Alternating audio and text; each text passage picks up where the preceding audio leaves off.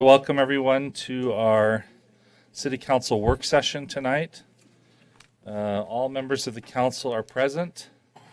Our Pledge of Allegiance will be led by Chief Thomas, and opening remarks will be offered by David Larson.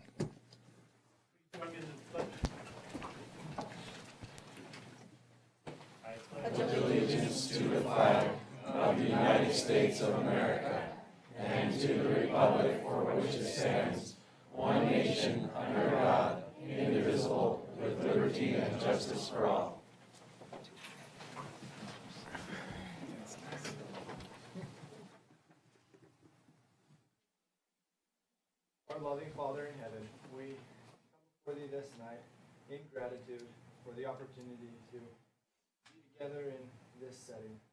We pray that thou wilt be with us and direct us.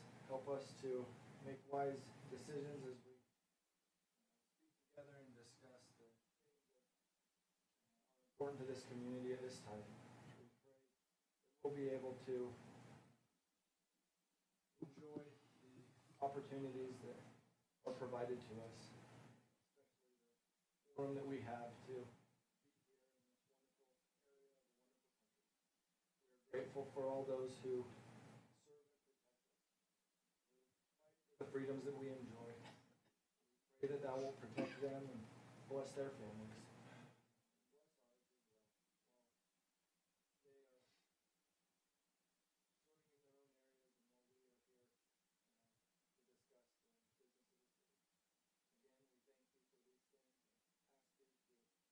Bless this time that we have. In the name of Jesus Christ. Amen. Thank you. All right, are there any changes to tonight's agenda? No changes. Council, any changes? Nope. I'll entertain a motion. Mayor, I make a motion to approve tonight's meeting agenda. I'll second it. We have a motion by Eric, second by Diana. All in favor? Aye. Any opposed? Carries. Okay, we're going to have item number 5. We're going to recognize Clarence Flegel. So who is doing the presentation? Marty?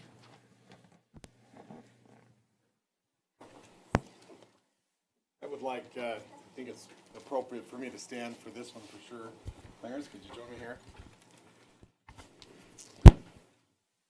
Clarence has been at the city for a lot of years, and I started back working with Clarence back in 2004 when I, as a consultant, really enjoyed my time working with him. He was full-time at that time. He started in, as I understand it, you can correct me with the dates, in 1994. He came on full-time at the city and worked until 2006. So a total of 12 years at that time. At that time, he retired, and we had a great party, I'm sure, at that time. That was his second retirement, or third at that time? His third retirement. So he had retired from construction down in California and come up here and then worked for the city and retired in 2006. And I don't know if Libby got sick of him in 2008, but he came back to work for us again, part-time in 2008, and has been with us for the last 9 years. And Clarence has been one of those guys that contractors love him and hate him. He is the one that's going to tell them whether they're doing it right or wrong, and those that do it right love him because they know he's going to be there. Those that do it wrong have a difficult time with Clarence because he's going to make them do it right. He watched out for the interest of the city, and we wish he was there full-time because that would have protected us a little bit more in the afternoon hours when contractors maybe tried to get away with things. But definitely in the morning hours, they couldn't get away with things because Clarence was right there. I know if I asked a few other people to come up here, they would just give him accolades of praise for the things that he did for the city and the things that he taught us all with all of his experience in public works and construction. So we wanted to provide him with a little plaque here and thank him for all of the service that he has given to the city over the very many years that he's been here. So thank you for that.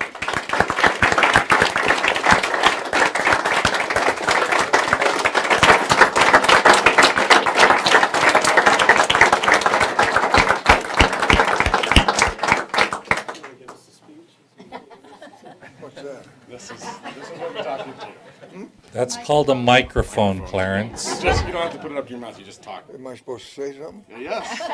Love for you to say something. Okay.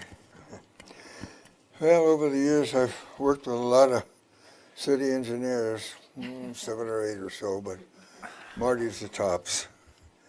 And John Goodman and I worked for many years together, and we learned a lot from each other, and I think John was one great student. And everybody I've worked with has been tops with the city, so I'm not much word for words, but that's thanks for everything. Thank you, Clarence.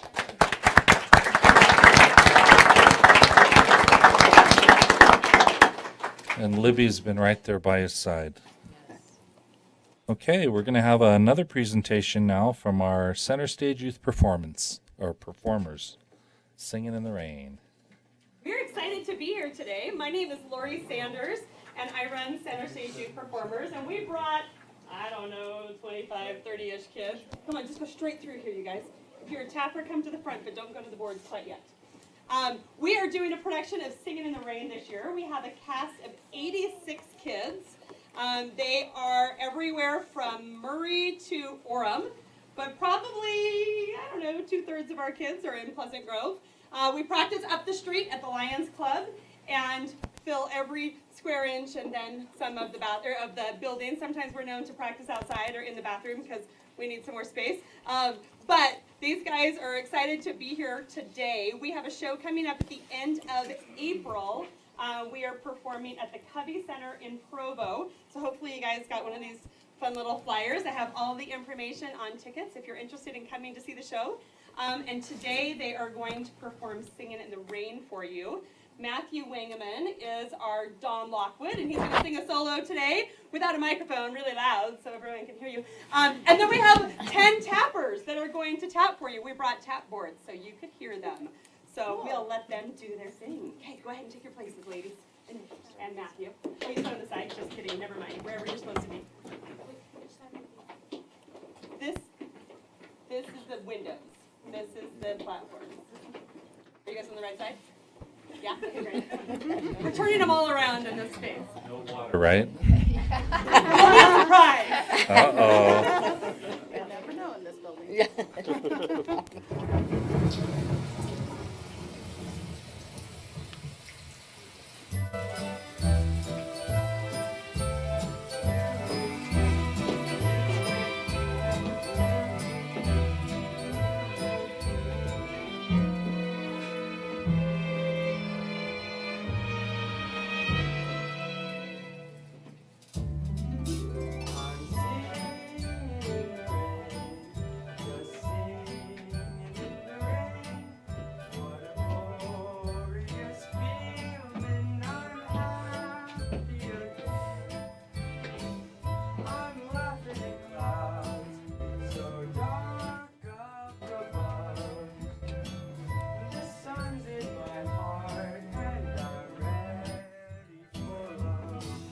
Let the stormy clouds chase everyone from the place.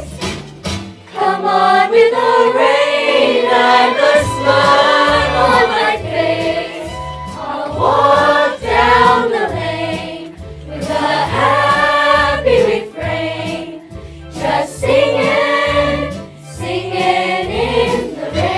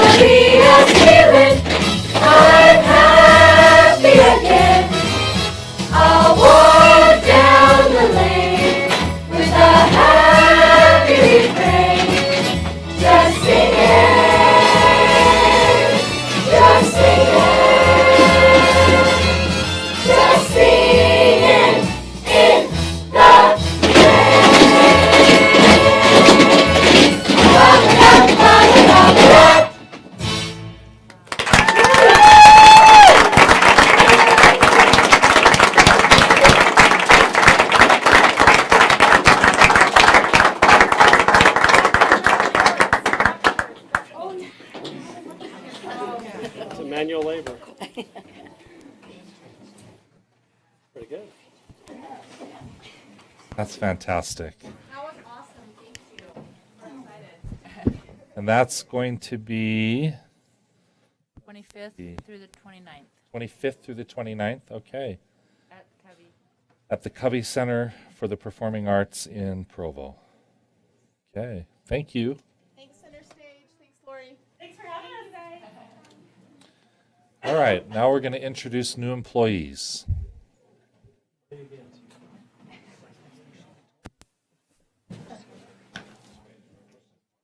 Mike this time. All right, Ryan, come up here. So this is Clarence's replacement. He's got some big shoes to fill, obviously, and about 50 more years to give, I think, if we can go that far. So, but Ryan, when we were doing our interviews, we interviewed 5 inspectors for this position.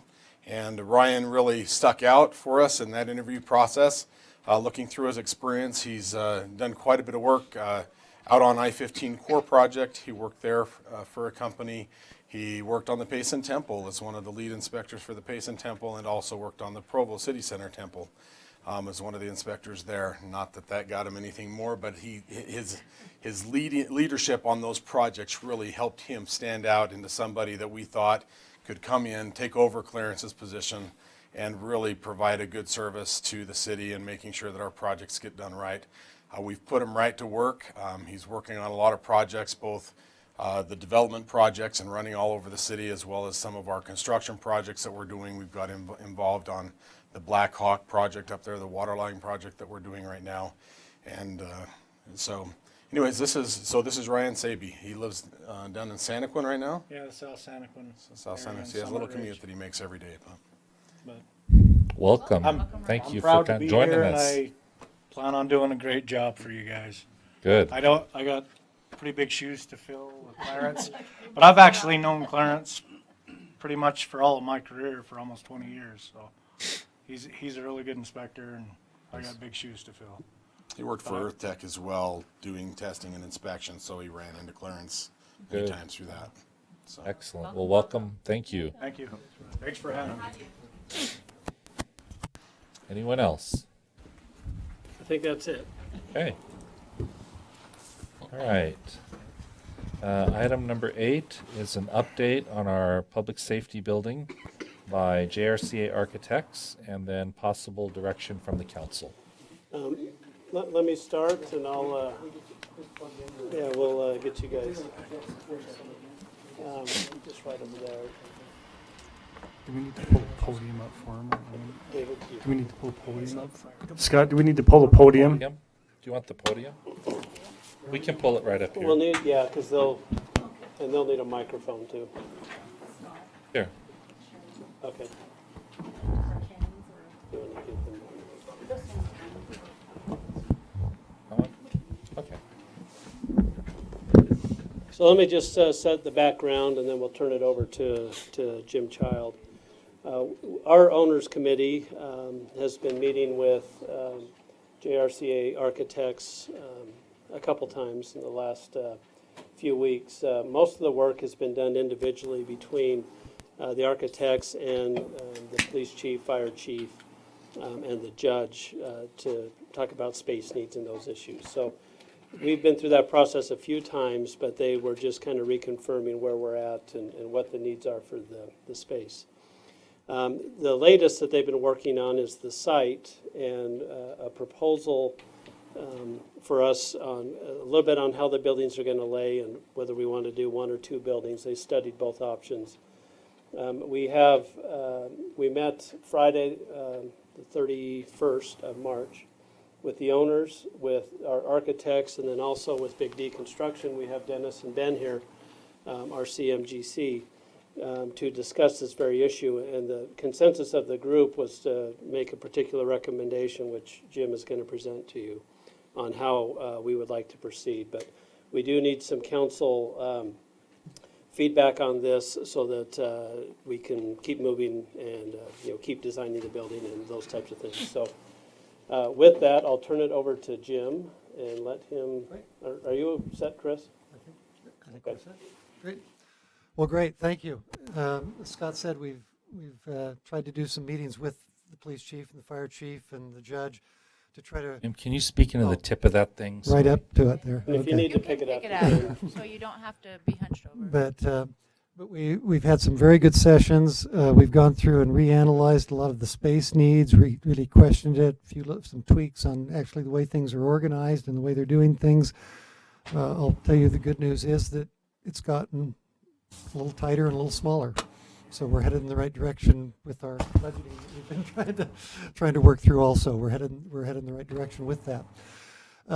One of the things though that we're getting down to, some of the decisions we make on common space, shared spaces, these kinds of things are greatly impacted by the relationship of the buildings, whether single building, two buildings, two-story, single-story, where we put some of these different functions. Can they share? Is it easier to share or not?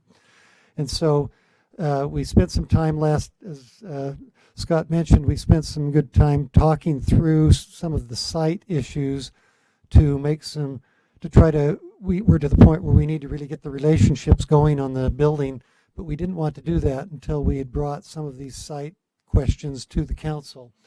And so I wanted to walk through just some of the major site constraints or site opportunities, we'll call them, to keep it positive, but that will impact this development. But so as we work through it, go ahead with your first one there. One of the most important things we want to do is we've of course got the city hall and the library building, and you see kind of these access points that really we want to not turn our back on completely. Oh, great. Maybe you already got that taken care of. Yeah. So what we want to not turn our back on this completely. We also don't want to forget about this. You'll see this factoring into it a little bit into our discussions. But so even though what we're going to be building is mostly over here, we want to keep in mind what's happening here. And so with that, we also then want to talk about the decisions that have been made to keep, of course, the fire department in operation here, but this building that we're currently, everything west of us here, this building would come down. We'll have to find a new home, obviously, for some of these functions temporarily. We have the rec center that's scheduled to be removed. I will tell you that as we've looked more and more at this site, this has come into play, and I will just ask that question right now of the council, because we heard from our committee, seminary building right there, that ground was potentially available. Is that and so that's a question we want to put to the council to make sure we have the backing for that as we move forward. So keep that in mind. Now, another item that happens with this site is, if you want to go on to Horrocks' survey, is that next there? This site, and I apologize, this is turned the other direction, but I just want to make sure the most important thing to know from this is the slopes across the site.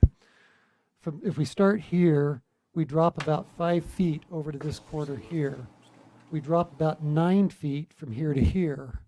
And so consequently, then there's about a 5-foot drop here. So about diagonally, it's about 14 feet.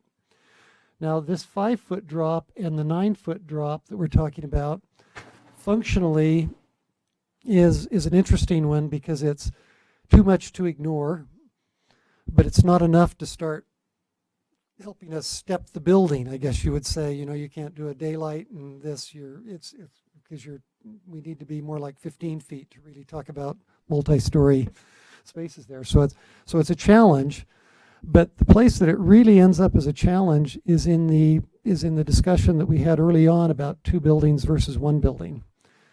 And as we stretch a building down this site, if we're dealing with 9 feet of slope across there, that's very difficult to, is one end going to be 9 feet in the ground, one end going to be 9 feet out of the ground, or do we step the building, which kind of defeats some of these purposes of connecting. And so based on that, we came out after going through some analysis and looking at that in a space planning with some different layouts and things like that with the committee. we really came to a discussion, if you want to bring the next one up, Chris, that two separate buildings really is the direction that we ought to be looking. Now, there were some concerns at one point about mechanical systems and shared mechanical systems, and we've been talking with Big D, and they've been offering some good counsel on that, and with our mechanical engineers and such, we really feel like we may still even be combining, depending on the system we end up going with, there's still opportunities to combine those systems potentially. So that really has kind of gone off the table as being a factor to combine the buildings. The amount of surface area that we calculate, one of the reasons you'd combine them is you maybe don't have as much exterior wall surface. It was like less than 10%, wasn't it? It was about 10% that we came up with when we did an analysis on that. So we decided that it wasn't a driving factor. So functionally so this is question number 2 for the council that I wanted to put before them tonight, is the discussion that it's a that's a 2-building scenario that we want to look at. I don't know, is there any, maybe I'll just put it out to you. Well, Any questions or comments that we want to get? And this is addressing the recommendation from the committee. That's right. This is what, as we worked through with the committee, this was the recommendation that we worked towards. Now, you'll also see we've jumped forward and I've shown an L-shaped building, and I'll talk about that more and some reasons and multi-story, 1-story, 2-story, and we'll go into that discussion. But is there any comments before we move on about this 2-story discussion? I say let's get through the whole presentation, Okay. and then we'll bring Then those we'll bring back to questions. the Yeah, Okay. give us some time to think about Okay. what you're saying. All right, great. Okay, question number 2 that we have dealt with is, as I mentioned, we have a relationship with the existing city hall that we want to not lose here. And so the discussion has been to try to create something over here that we can create somewhat of a connection. And the other situation is we're still a little uncomfortable. We don't want to just turn our back on this street. It's a busy street, but we don't want to just turn our back on it and just have it be a parking lot up there. We can have just secure parking on one side. We think we still want to maintain some type of street presence. We obviously have the park side over here for both the fire and the police area here that we want to make sure that we have a potential to maintain a presence onto that park with it. But you could see we started to look at the idea of an L-shaped building here for this reason. It's both to create some functions here that might have a better relationship with the city hall and to maintain a little bit of a street presence here and to maintain that presence with the park. Now, this that I've shown you is actually a single-story building on this site. And we'll talk about, maybe if you want to jump ahead, I'll just show the comparison here. Well, excuse me, before we go through obviously we have we're keeping the fire in operation through this construction. And we, then once this has been constructed, these can be constructed simultaneously. So we can do the single. Then this is demolished.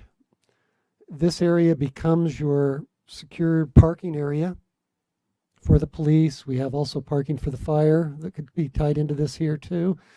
We keep trying to find a way to do some convenience parking up here. If we could pull it back off the street so there's backing zone, you don't have to back into the street. We think that's a potential, but we want to look at that more as to try to maintain our idea being that if the court is here, if the city hall is here, the idea that there might be 15 convenience parking stalls for citizens that are just coming in for shorter business, that they can come to those front doors.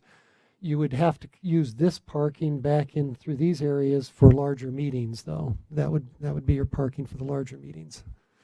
And again, this being your secured parking for police and courts and for the fire. I'll mention at this point too on the siting of the fire station that we've looked at. In some of the earlier schemes, you saw what we would call the housing portion of the fire department, the administration portion, the support areas. They were on this end in some of your earlier schemes that you saw previously in last year or so. We've reversed that for a couple of reasons. And one of the most important ones is to create a location, a positive location for your actual firefighters, a housing location that's next to the park rather than out on a busy intersection. And that was one of the biggest things that drove that flipping that. Now with that, you can see we've pulled it back a little bit from the street here, and that is caused by that structure, your street signal equipment there that we really didn't want to have to move if we don't have to, with some big bucks if you start moving that stuff. And it also pulls this just a little bit further from the intersection, so it makes it a little safer for the ingress and egress. And we've jumped ahead too on another planning item that we went through with your committee and with the fire chief. That is that analyzing this site again, we went through an analysis of reconfirming that for the fire, the safest and the best response direction was out onto the street there rather than any of the other locations on the site. And I think the fire chief was very much on board with that one. And so that was a decision that was reconfirmed. It was set up that way before, and we've reconfirmed that really seems to be the best option. So with that, this, as I say, this shows a single-story building, so it shows you the size of it. And I will throw that out because we wanted to look at both single and multi-story. The single, there's some advantages to that. It's functionally a little easier to deal with the council. We can create this council courtroom space and get the court on one side of it and the police on the other side of it, and both of them can share that space and get to it. And functionally, it's a little easier than when you start going up and down with some of these things. We eliminate a few stairs. We eliminate a few, an elevator, the elevators. I'm going to ask, did you have a chance to check any further into that? I don't know if you want to speak to that subject of single versus double, single story. Generally speaking. Can you use a microphone? Yeah, get you to Thank come you. on up.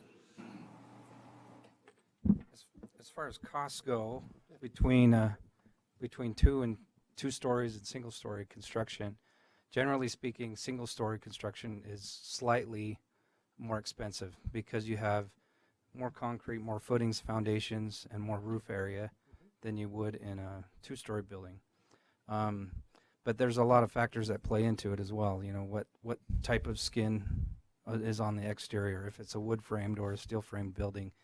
There's a lot of different factors that I think architecturally and structurally we can still play with as far as costs go to help minimize whether or not we do a one-story versus a two-story building. So, you know, it plays into the functionality as well. You know, parking is obviously an issue also, so that's something to be thinking about. But as far as cost goes, I don't think it's a driving factor. Let us, since this is one of the decisions that we wanted a little bit of a feeling from the council on, we're going to show you a couple of additional diagrams here.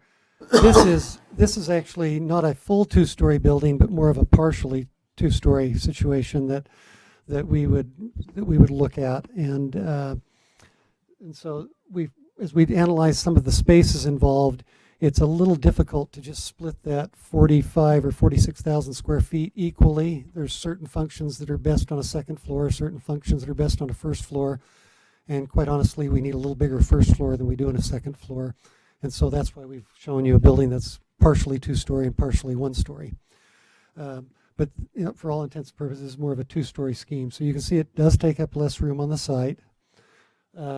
Offers a little more open space in here in relationship to the park. And that's one thing I didn't mention with the two-building scheme, is we'd hope that this creates a little bit less of a wall across there on the park that we have to deal with. And so as I say this, go ahead and hit the next couple of, so you can kind of see we do the same thing with removal of the fire station. You obviously have a little more space in here for city or secure parking over in that area. We can do a little bit more with the parking there. So I would say this kind of presents the point that we're at. We're trying to work out relationship diagrams of the actual spaces, but we felt like that we needed the council's blessing of the recommendations of the committee, with the committee as recommended here, and what we were coming to as far as on the two building scheme, being able to utilize where the seminary building is a little bit, encroach into that area. So that's some of the feedback that we need to get from you. And so, any more that, Scott, that you felt like we ought to be covering tonight? Just a couple other points.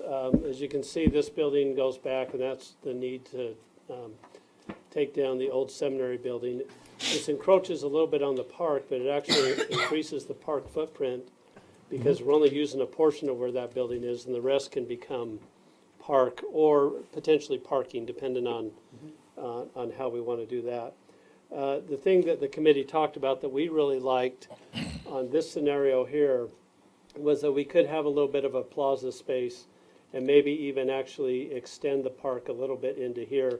So there's this natural transition of green space into here where, you know, we'll have some sidewalk and things like that to get back and forth here, but also some green space that would tie it in. And I think that would be, you know, a pretty nice feature. And we have talked about, and I think it's going to probably be more on the police and courts, to have a restroom or a public access here that would be secure from the rest of the building that could be used for a restroom for this park, and then we could take down the old restrooms there. And again, I mean, it's pretty slight at that point, but that's a little more increase in green space. So at least as we talked about it as a committee, we didn't talk much about just the single story. Most of our focus was on this. No, that came about as when we suddenly realized, well, it does fit, and it may be an option. So. Are you looking for feedback yeah, so now? What we need to know tonight is just confirming that 2 different buildings is what we want. If there's a preference on option A or B, depending on the single story or the partial 2-story. And then the old seminary building, just because once this happens and the old RAC goes down, I'm assuming if the old seminary building is going to go down, we would do those all at the same time, and probably community development at the same time, which means right now the window we're looking at is early July or late June. So we need to find a home for community development in that period of time, which we've already started talking about some ideas. We think we can get that one done. And then we need to have discussion about where our council meeting is going to be, which could be back in the theater of the library. There's some logistical issues with that as far as plays and things like that end up happening there, which are things that, if given 3 months, we'll get all that stuff figured out. So, and we don't have to figure that particular issue out tonight, but we do need feedback on the old seminary building and then the 2-building, 1 or single story or 2-story option. Council questions? Yeah, I've got a quick one. Do we have a sense, one of the reasons that I prefer a 2-story police building is the fear of the insufficient parking. Do we have a sense of how much additional parking we have by having 2 stories versus 1? Chris, do you remember the difference in the numbers? Can you use the microphone? Yeah. Well, just from my perspective, Ben, from what they've shown us, really the only difference is the additional secured parking. When we talk about the public, if we can get these spaces out front, those are the people stopping in that just need to stop in for a few minutes. If they're coming for court and they're going to be there for a couple hours, then this parking is going to come into play. Now, we're talking about paving this and turning this into parking, and so we'll have additional parking. We will need to have the discussion on closing this road, whether it's right there or where we're going to, so there's still access into here. And we were still suggesting there would potentially still be, you would have a link at this point. Right. That you could come into the parking lot. So, we close that off. We can do, I think, angle parking here. There's already angle parking here, so we get a few more spaces here. But as far as the single story, 2-story, I don't know if that affects the public parking as much I'm not as it as does the concerned. secure. Yeah, I'm just I'm surface interested in area. both. Public, it's probably not going to affect too much, but this secure area, I think we have about 10 to 15 more parking stalls. Toggle between this image and the one Yeah. that shows this part here. Go back to your One that has the one single the story single blue. story. Is there a way to toggle just between those? There you go. So 10 So- to 15 more stalls in the secured area. Yeah, that's right. So effectively, And also the openness of the park is quite a bit greater. Sure. Both of those are factors there. the depth here hasn't changed. No, it's pretty close. Picked it up from here and stuck it on top. Our feeling right now too, just to jump ahead just a little bit on relationship, we would anticipate that the public access into the new building for the courts and for the police lobby would be along this side here, so that you could create both the relationship with here and the convenience park, and also from the parking lot. So it would be along that north side. I'll make mine. Oh, You go had ahead. mentioned you had an access point here, here, and here. I- What are you contemplating in terms of all of the buildings? I think the circulation that we saw would be something along these kinds of lines, like this is what we saw. There would be we would be pedestrian connectivity across here between these buildings on the park side. This would become very much a pedestrian plaza type space up through here. And then you're connecting both sides here because of parking that you're dealing. This one is a little bit difficult, but I think you're just going to have to look at tying this through here some way in the way that parking lot's developed. So, because the cross through here is going to be a little bit of a challenge. We can look at that parking lot, but there might be something through there. Well, so that there's a campus field there, but people going from the library to public safety is not a very common path. Library to City Hall, there's a little bit more of that, and even that's probably not a super common path. Right. But the relationship between here and here That will be very. is probably the critical, because of council chambers and council chambers and community room are going to be, in essence, the same room. But there's going to be some space in this building that will be used citywide, that will be used by City Hall and by community development and things like that. So it'll be a multi-purpose space. And so that relationship, I think, is just fine. Because, whether there's just going to be a secure entrance, employee-only type deal or something right there, I don't know where your front door is. Well, I think, and I'll just step ahead a little bit. We talked about if we could create some sort of a lobby space in here. Part of the thing that drove this L shape a little bit is we're thinking that public council area, those kinds of spaces are, could be up in this area, and then then you can work with this area more on the police side back into this area, and but we would be able to get entrances into that point through creating a lobby along there. So I think that's the next step. If we wanted to make sure we were on good solid ground with this direction before we started actually locating the spaces in the building. Other questions? I have a scenario or how the fire station would change if we don't consent to the tear down of the old seminary building. I mean, what does that look like? How do you adjust? Well, there's two options here. One is just the physical size of the number of bays, the fire bays that we're talking about, and then a reasonable dimension for the other. If we slide it back up a little bit, what happens is this last bay is a little bit awkward on it leaving, and we've probably got to pull the station back into the side a little bit further to give them more room to get out and get past the equipment that's there on the corner, your signal equipment. Because we can slide it to the east, but to do that, I think we've also got to slide it to the north a little bit further to give them a little bit more room. So we would encroach into that secure parking area. Jim, does that affect the turning radius, or when they're pulling in here to pull That's in? what I'm saying. It would start to encroach into this. We'd have to get, as that moves further, this space moves further, so we would lose some cars. We would lose some parking spaces. Others? I really like the option B. This one? Mm-hmm. Yeah. I like the openness of the park. The seminary building, if that does need to come down, I prefer to have that open space rather than parking.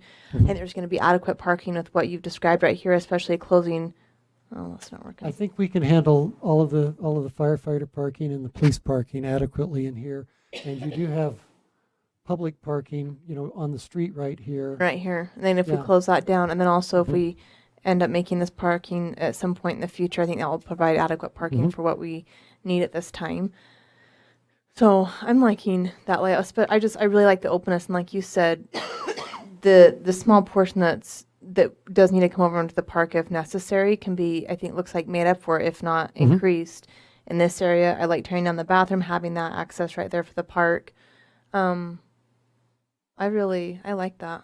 This scheme is not really encroaching into the park space, but it's like right up against the building, you know, so we can't really. So how would you compare it to the current rec center that's there right now? Height-wise? As Or far just as into the park? Well, I think the rec center right now is probably about 20 feet away from that. The There's playground? an alleyway. Yeah, there's an alleyway between them about 20 feet, so we'd be right up against that building. We'd be Okay. all the way over there. So really it's just the alleyway, Yeah, right there you'd lose that's the not alleyway. used as So far we're not as really moving it into the park per se, but green space used in the park. It's not taking that up. Okay. But we can't just build right up close to that building. It just wouldn't work. We need 20 feet or so between it if we were going to leave it. Yeah, I So know. that's the problem. And I like how you were saying to switch around the, you know, having the fire employees, you know, close to the park. I like that scenario. I really like option 2. You know, the other option too that we wanted to kind of keep it on that side is so that giving the firefighters the ability to even, you know, have their barbecues out into the park if they want to. They Love that get idea. a little more public relationship there and those kind of things. So we like having it over on that side. So this is obviously the single-story bays, and then the 2-story fire station. Is That's that right. correct? Mhm. And then single-story. What did you say this section would be right here? That right now, and we would envision it probably as the council chambers, and it's the community room, council chamber area. Administration. Court administration would probably be in that single-story wing, and then in the 2-story wing would be police. Okay. Because even under that case, there will be another level of security from this section of the building to this. That's right. So just like right now, you just can't walk into the police station. You can go into the lobby, but there's secure entrance. This will be just public entrance, I think, for the most part, coming into here. And then we have the secure entrance coming into the police department, somewhere internal there, and then also external, whatever. Is there a way to make this secure parking, kind of switch it with these right here? So I guess opening up the park is just more public parking right here, and the secured parking pushed back a little bit? I don't know if you'll want to pull public parking into here. We have maneuvering space for the Okay. fire trucks and things like that need to come into there, and you don't want to mix Yeah, you don't they're- want to mix the public into that. The trucks with the, No. yeah, gotcha, okay. Yeah. Where would the It's fire kind of the problem employees they deal park? with. Kind of the problem they deal with out here. Right. we Our try to employees avoid park that. in the secure parking. Okay. We've actually requested that, trying to make Mike my best friend, we've actually requested to try and get our firefighters within that secured parking, because I feel like their vehicles, demand the same respect, and whatever the future holds, I'd prefer that we could have them in that secured parking, so. And Chief, okay, Mike, how does the flow and function work for you on the 2-story versus the 1? Well, not knowing what's inside it, right? But Yeah. I'm envisioning we would probably have patrol and those functions that are in and out of the building on that ground level, which would work, and then administrative and maybe even dispatch center upstairs. I don't know what you're envisioning, but That's exactly in that scenario, I think it works just fine, and I think we'll be able to come up with it. Is there a reason this isn't 2-story right here as well? It's just there's not the need or the. Well, what it is, when you add up, for instance, the council chambers, which we like in that community room, we like to keep that probably on the first floor. We don't want to move people up to that. Court, actually, your court clerks, there's quite a bit of traffic coming in and out of those during the day to dealing with that, and we just as soon keep that somewhat close on that first floor.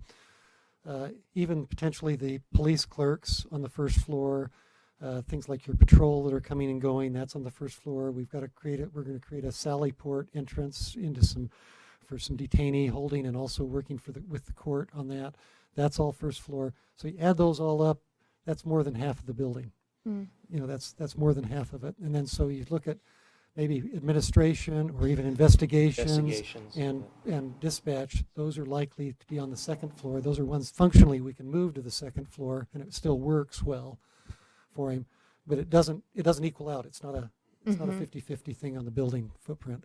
So that's why it's set up that way. What happened with your slope in this scenario? Well, we're dealing with 5 feet across this area right here, and so that's going to have to be dealt with of, you know, an entrance here versus you're going to be out of the ground a little bit on the west side.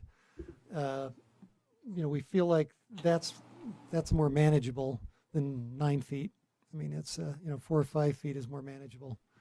Actually, it'd be a little less than that because that's from the corner there to the corner. So you're dealing with 4 feet, I think we can deal with just on What entrances. about north to south? This direction here would only be a couple of feet.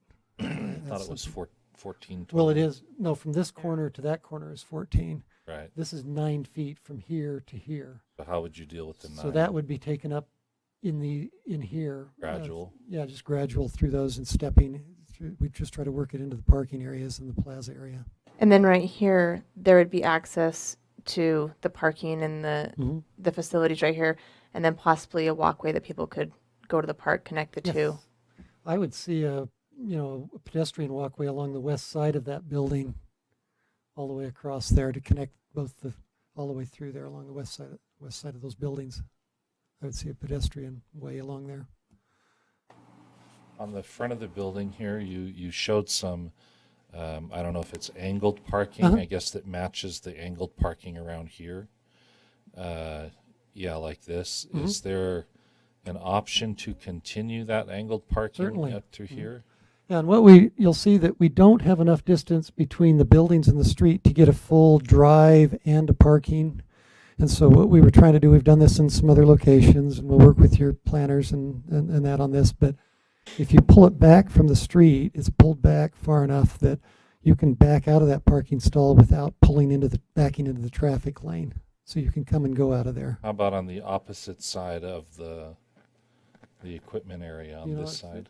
Certainly be available, although I wouldn't want to get too close to the intersection. I'd want to keep a distance back. I just want to ask Marty, how is that with 100 East and the traffic there, having that parking right on the street there? Yeah, we haven't. Definitely not backing onto First East, but the concept is if you do diagonal parking, maybe you get one lane, it's a one-way through, you're pulling in, you're backing out and exiting the same direction. There may be enough room to do something of that in the front of those buildings. I don't know how far set back you are off the right-of-way there, but there may be a potential for that, but definitely the backing onto First East. Yeah, we don't want it backing directly into the traffic lane. And that's down the road. We don't have to decide that right And, now. and the other option, conceptually, we're dealing with this conceptually, if we needed to maybe pull this back just a little bit farther through here so that you could get some parking right there that was with more backing space, that's an option. I mean, and I actually like the green space, I mean, that we have kind of along here as much as we can. I mean, it just presents itself well on 100 East as well as on the other side of the park. What about, I just had another question. Oh, Chiefs, how do you feel about, what option do you prefer and how do you feel about what's been presented? Well, that's my preference right there as far as the fire station is concerned. That's what we wanted all the time. One of the things that I've enjoyed about the process so far is that we can discuss things for just a second. We come to terms and he can make the changes. And so things have worked pretty fast, and we were able to make some changes from what Think had to this, and we're really comfortable with it. Chief Smith? I like this concept here. To me, over the two-story concept we're looking at right now weighs heavier with me. I like it better for the fact of the extra parking, and also in the future, I don't know where we'll end up with our value engineering and what gets cut out of this building, but if there's processing bay or something like that gets cut out, well, maybe somewhere in the future we would have room in that area to actually build something like that. So I like having the extra space. Not that it matters right now, but some of the parking that you're talking about worries me a little bit. I think when you're looking at secure facilities, having cars parked right up next to them isn't the best idea. No, we often try to do a standoff type distance there. Yeah, we often do. Well, it's the courts that will blow up. You guys will be just. I was going to say, you're going to be protected. You're right. So are you saying that the main reason for the two building compared to the one is due to the elevation change? I would say it's two functions. It's functional. There's such a separation. We would be creating a very definite separation. And then the grade on the site is a huge one for us. 9 feet of slope across there on a building becomes very difficult. That's one of the things we've talked about here with Big D a little bit is, how do I deal with him? One end's either 9 feet out of the ground or 9 feet into the ground. Mhm. Like I say, 4 feet, I can start to deal with. 9 feet's this Quite a ceiling big height. change. Yeah. Uh-huh. And then, as it's being proposed right now, you could keep. We're not going to get mobile units to bring in. It can be stage 2, where the fire can move into their station, then the second stage can be built. Correct. Mhm. You guys are the only ones that are, you and It will be community development. community development and you are being displaced. Yes. The other, beyond, one other thing, beyond the site, I mean, the openness of this Yeah. is, we really prefer. When you combine the building, we basically end up stretching it along the park there, and we create a real wall along that park. It also takes us further away from the front doors of the City Hall building, and so that connectivity becomes very difficult between the existing City Hall. So all of those reasons combined are the reason we're recommending this also, along with, that's why we would agree with what the committee's come up with. Other comments? Yeah, I've got another question for Chief Thomas. One of the, More forceful this time. well, let me preface this question by saying I prefer 2 buildings. The sloping makes a compelling case for 2 buildings. It's also the preference of our PSB committee was to have 2 separate buildings. I'm a little nervous about the tear down of the old seminary building. I serve on the Historic Commission. I know there's certainly a segment of our society that's sad to see the rec center go and would be equally or maybe even in some ways more concerned about the old seminary building. And so I wonder about that scenario we just talked about where we shifted all a little bit further to the east, a little bit further to the north. But that creates the problem with the easternmost bay. Mhm. And I'm wondering if you have some bays that are more frequently used than others, if it's a problem to have the largest apparatus in the westernmost side. Do you want the tiller truck close to the housing, or is that a problem? What's your thought on frequency of use of bays, and is there a way to make that work where we have least frequent use on the further west? So one of the things we didn't want to do if we didn't have to is make it work. We can make almost anything work, but we would prefer not to. Moving us that close to the intersection creates some hazards that are a little more difficult to deal with. A car coming around the corner on a right turn that maybe doesn't see what's happening at the building would be right in the middle of it before they almost recognize what was going on. Even giving us another few feet, another 5 or 10 feet, would give them an increase in reaction time. And so we like that scenario too. Plus, the other thing that we have to remember, and it's something that we've concerned ourselves a little bit with, is we're kind of putting the ugly side of the building toward 100 East. And I recognize there's not an ugly side to the building, but if you look at it, that side of the building probably won't be dressed up as nice. And so in order for us to kind of accommodate that a little bit, then having a little more space will allow us to put some foliage in or something like that and dress it up just a little bit. But our main concern as we discussed moving it down toward the seminary building, that safety issue at that intersection, and that's a real concern. Can we make it work? Sure. Would we like to? We would prefer to not close that option. Dion, I think the last bid we got, because I was interested at one point in restoring the seminary building for the reasons Ben's talking about, but I think the last bid that we got was $200,000 to $400,000. Is that right? And I have that right here, because this was one of the arguments. When we did the engineering seismic study, they came back and said it's $400,000 for us to get that building to code. Is that just to code and not to remodel and renovate it? That's remodel, renovate, and code. Okay. That's in essence getting it as a Is it functional- really used for a lot of city functions right now?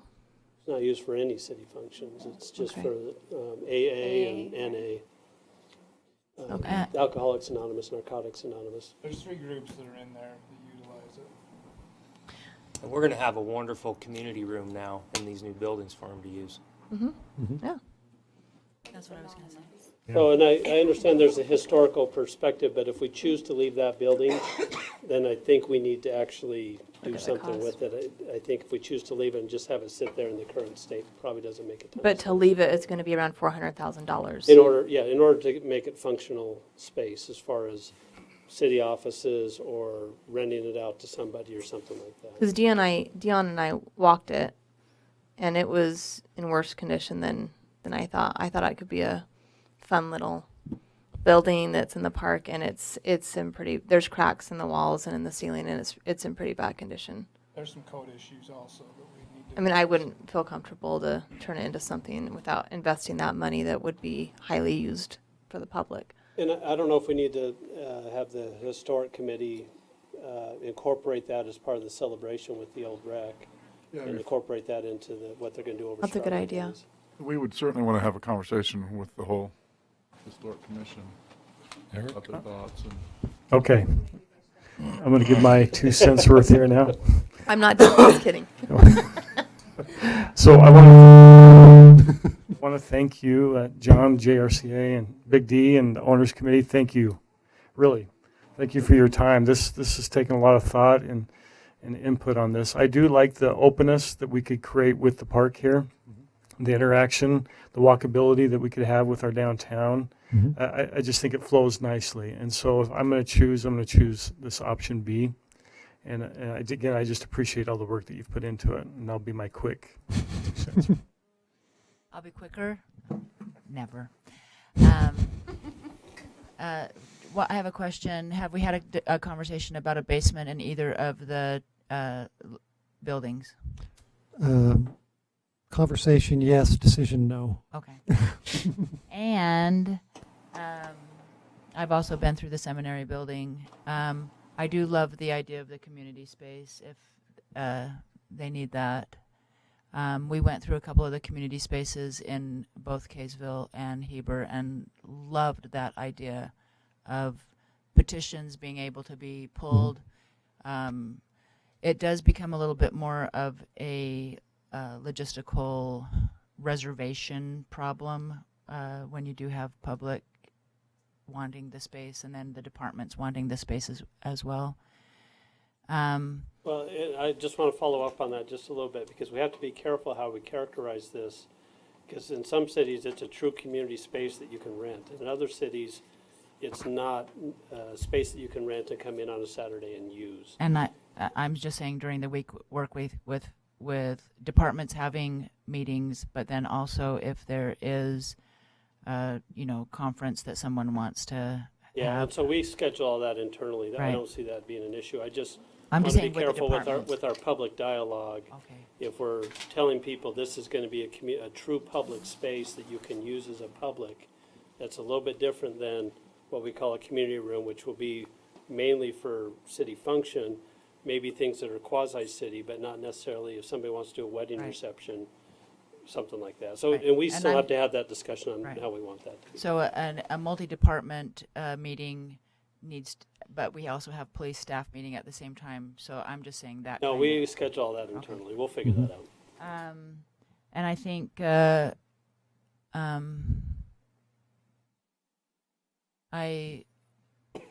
I'm very okay with tearing down the seminary building for more park space.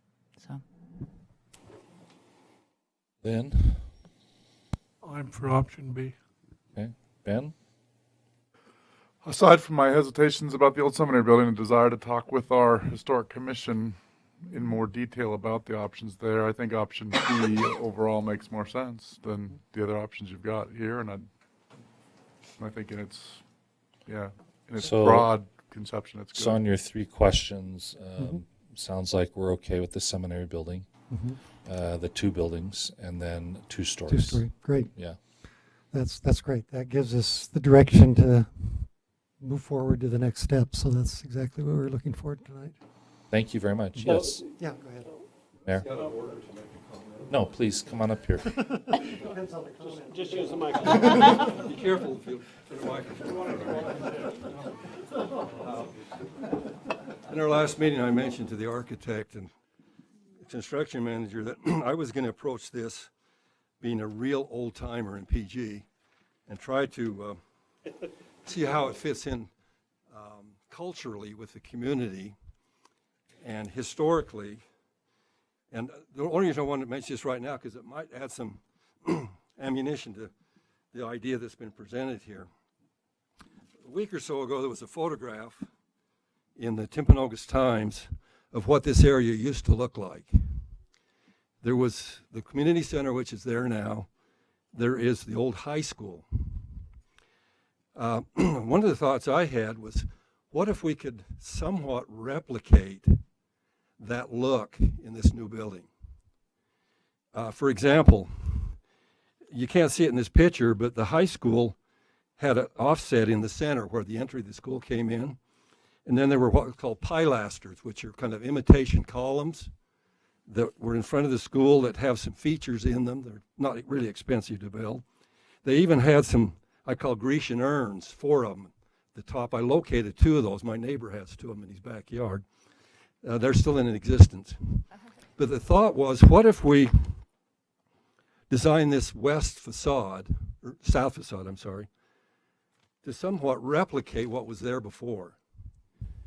The fire station becomes the old high school, or vice versa. Mm-hmm.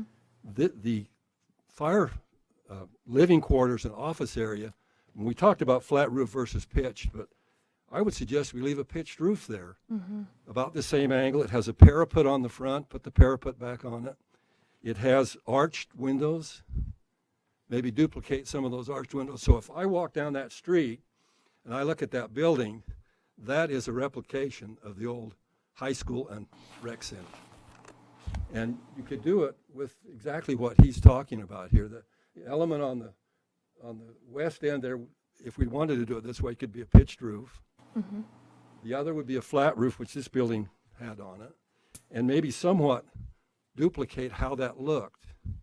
Right. And even, you notice the rec center even offsets itself, I'm going to say about 15 feet from the building out to the front of the rec center. Just very similar to what's happening right now. And I would do the same thing. I would set back the fire station because it gives you more space to get your fire trucks out on the street, and let this element come forward toward the street so it was just like it was. I'm loving that idea. Like it was 20, 30, 40, 50 years ago. 75. No, I'm just kidding. Council? I don't know. How long ago Dave, was it? will you pass that around? That paper real quick? I love that idea. That to me is honoring our history Well, that's what more I'm trying than to think about here. you know, a building that's falling into disrepair. I love that's honoring. I love that Maybe idea. some of the brick that was a similar Mhm. color. I might even have some of Right. the brick at my house. I can't remember. If you had a flashlight and urns. a ski mask, you could go at night and go grab those urns from the. I went down and looked at them. I got a photograph on my cell phone somewhere of what they look like, and they're in pretty bad shape. And there's only 2 of them. I don't know what happened. to the But they're other 2. original to the building. Original to the building. They're still up on. I love 13th that East. idea. And I love what you're saying, how we can replicate this look, the pitch roof. I mean, it fits exactly to what you're saying, and we can replicate. I love that. If you wanted to really be historically correct, you could go to a concrete specialist and get those urns replicated exactly the way they used to look. Well, I kind of want his. But I don't think that's necessary, but This could be is- done. Well, Depends on cost. I think, yeah, show us when you get to that stage, let's see what it looks like. Now, we could even go take measurements off of Yeah. those. Because Using modern materials so it's, durable for the long haul. Anyway, maybe this fits in with this part of the discussion. It's Great. I love it. whether or not you want to build it like this, because you're just kind of rebuilding the old high school is what you're doing. Good. Okay. Thank you. Ken? I just thought I'd throw in my 2 cents worth as well. I really like this one better than the first one, and I'll give a different perspective a little bit. I'm thinking aesthetically, and this was touched upon here, and I agree that's a great idea for that building. But I'm looking also at the police building. I think having a big square or L-shaped 1-story building. I'm thinking of other recent buildings we approved at 1 story that are just aesthetically not pleasing. I think if we really want to lean towards the old downtown, which we will be guided by in our architecture here, by the design guidelines that we have for downtown, if we want to go historic, you're going to be able to achieve architecturally that much better, much easier in a 2-story building than in a 1-story building. The elements that come across in a 2-story building are going to be much more historic related than they would in a 1-story building. So I'm saying maybe not just the the fire station, but let's look at the police station to also replicate that high school.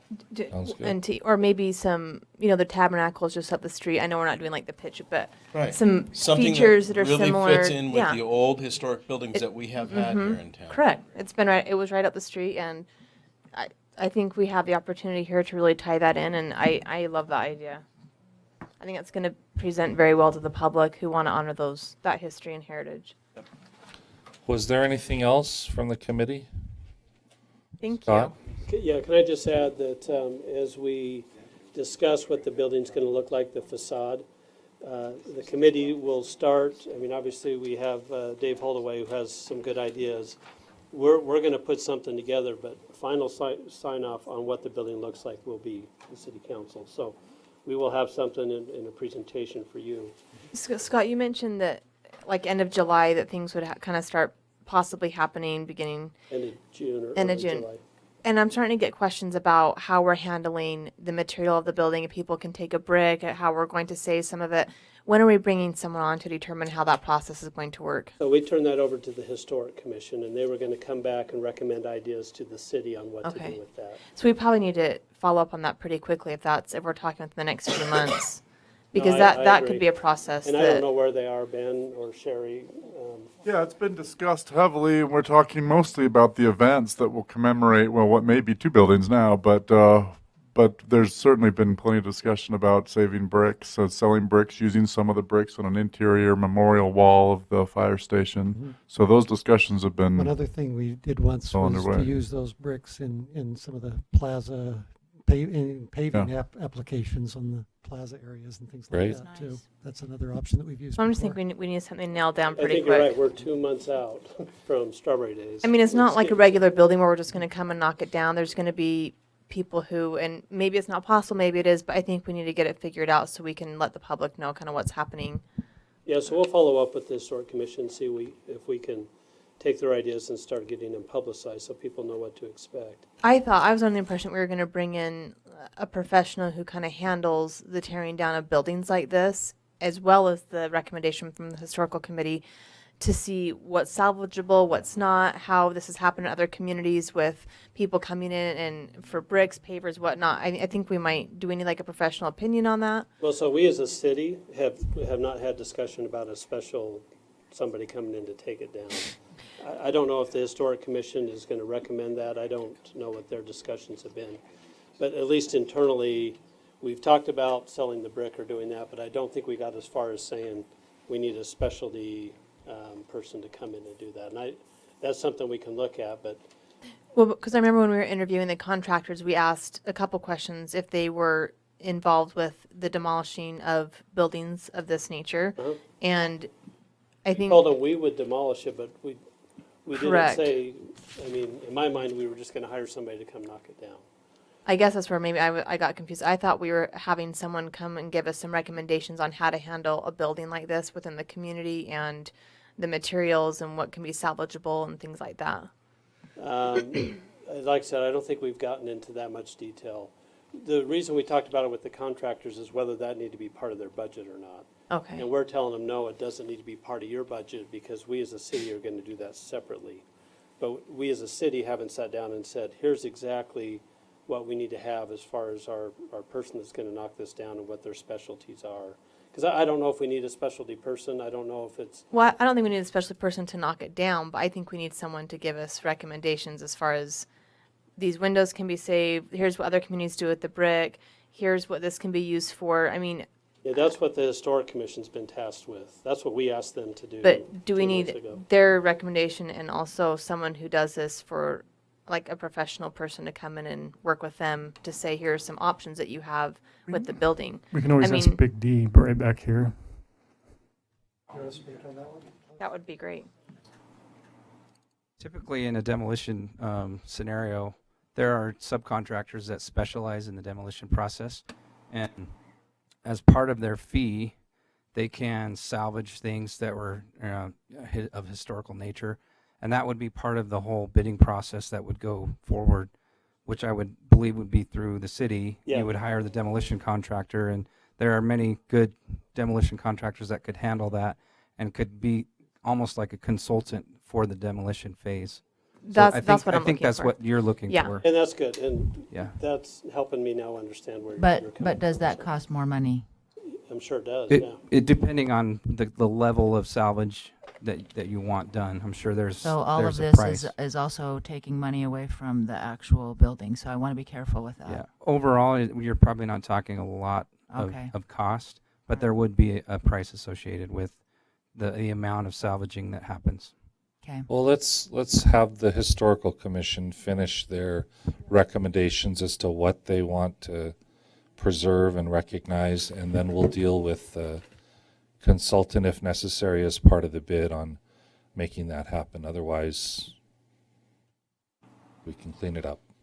Maybe I'm wrong, but when Scott came to talk to the Historic Commission, I was under more of the impression that we were responsible for the celebration. But the actual preservation, I think that's a little bit, like Sid was saying, it's a little bit beyond our scope because we can't determine, excuse me, how much the city's going to spend on the demolition. So I'm a little bit. So when I talked to him, this is what I remember saying. Yes. There's two things. One, the celebration, and one, the demolition, as far as, are we gonna sell brick, are we gonna give it away? Or we wanted them to kind of take a look at that and kind of give a recommendation to the city on how we can handle some of the artifacts of it. So if that wasn't communicated Maybe we can clearly- talk about it later. I'm concerned that we don't, without having a budget for the demolition. Well, no, we're gonna handle that. They're gonna give us a recommendation on what. Because I can tell you now, they'll want to salvage everything. Well, right, but. Take this Take offline. it offline, yeah. Okay? Thank you. But there's, one more thing. When we do the Strawberry Days celebration and we have the event in the old rec, we talked about unveiling a kind of a public open house for the new buildings as part of that same thing. So we'll have some elevation, well, we have elevations for that. I mean, maybe some floor plans and things that we can show the public. We're celebrating the old building, but here's a little booth that's gonna show, here's what's gonna replace it. So, because right now we're talking internally, we're talking with our city council, but I think eventually we need to show the public, here's what it's gonna look like. And so we've been targeting Strawberry Days to do that. same Great. thing. Okay, thank you. That was really good. You guys have made great progress. We appreciate you. All right, item number 9 is a presentation on recreation branding. Clint, are you taking this one?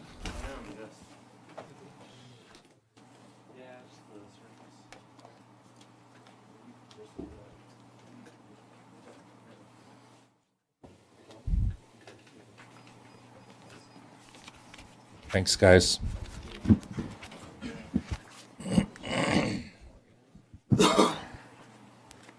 Do you need a second to set up, Clint? I just need to log in real quick, and then Can you access it from he knows how to hook it in, I guess. push the button? It was gonna help you with some.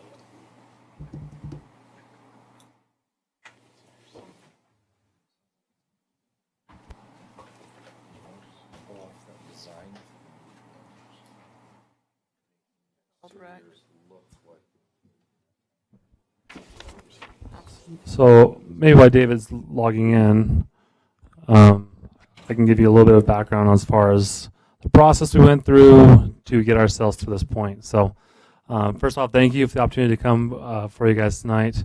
We're very excited with the work we've done for this logo.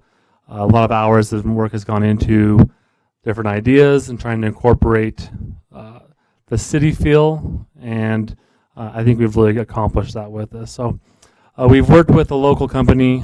They're actually located in AF, but they're residents of Pleasant Grove in developing this logo. It was no cost to us.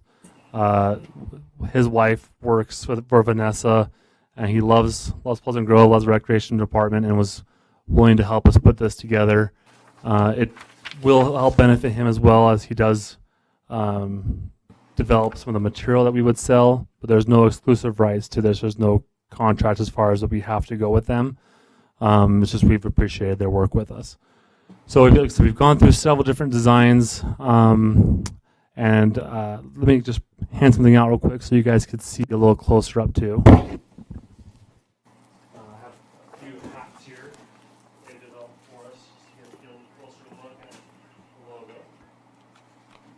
Sid doesn't need one. I love how it's That looks good.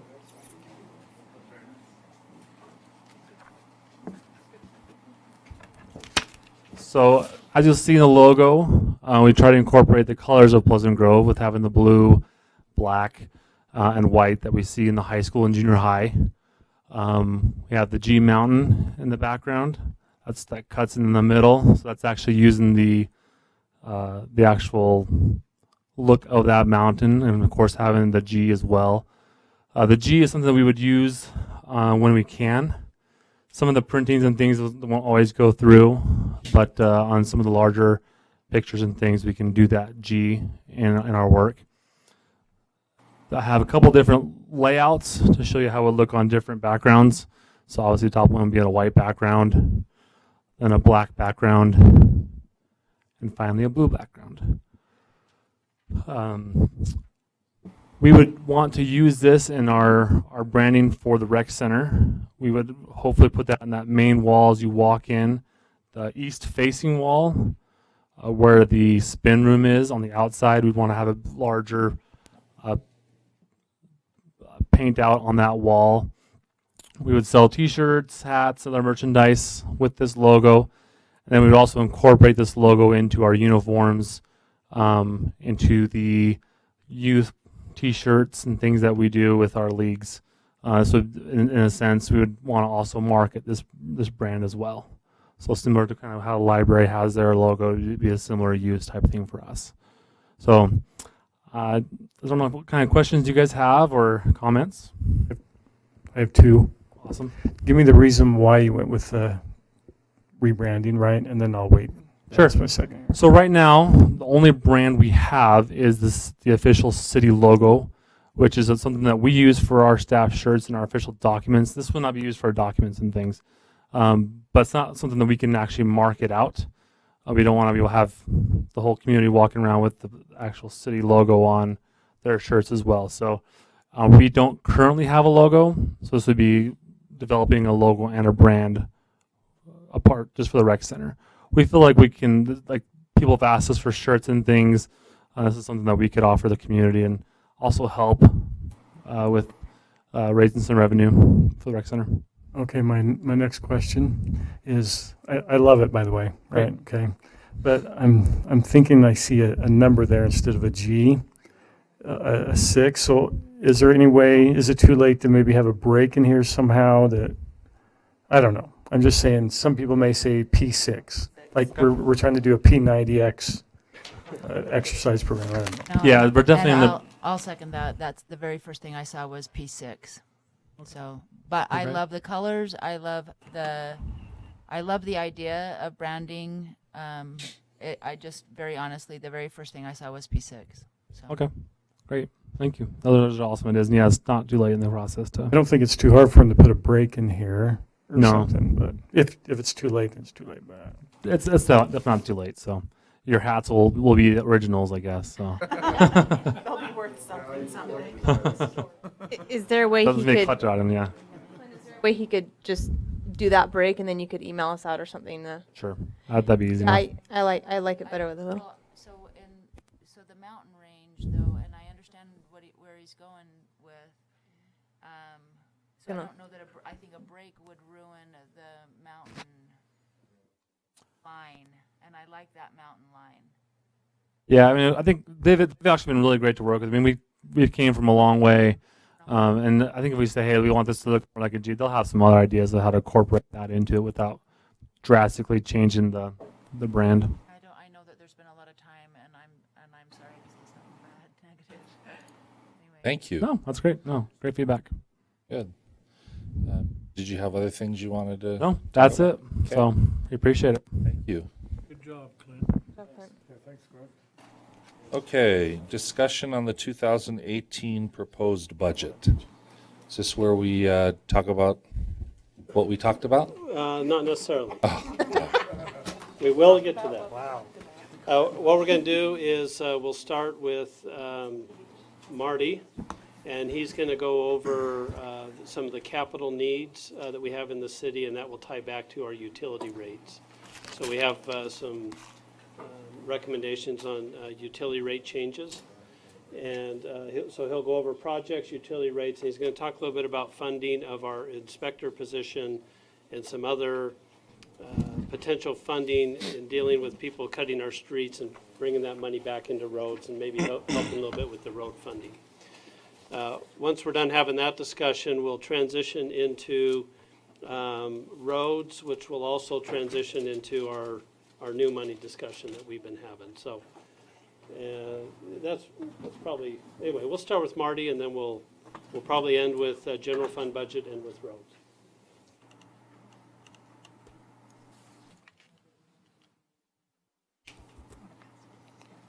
One second here.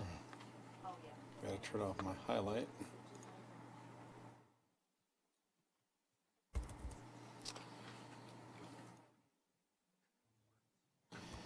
First, wanted to talk a little bit about the, I don't think I spelled personnel right.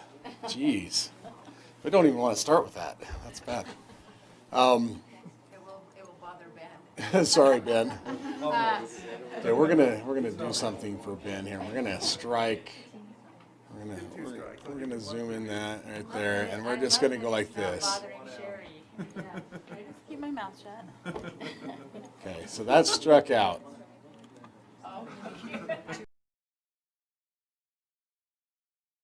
Never mind. Sorry. To the substance. Okay, here we go.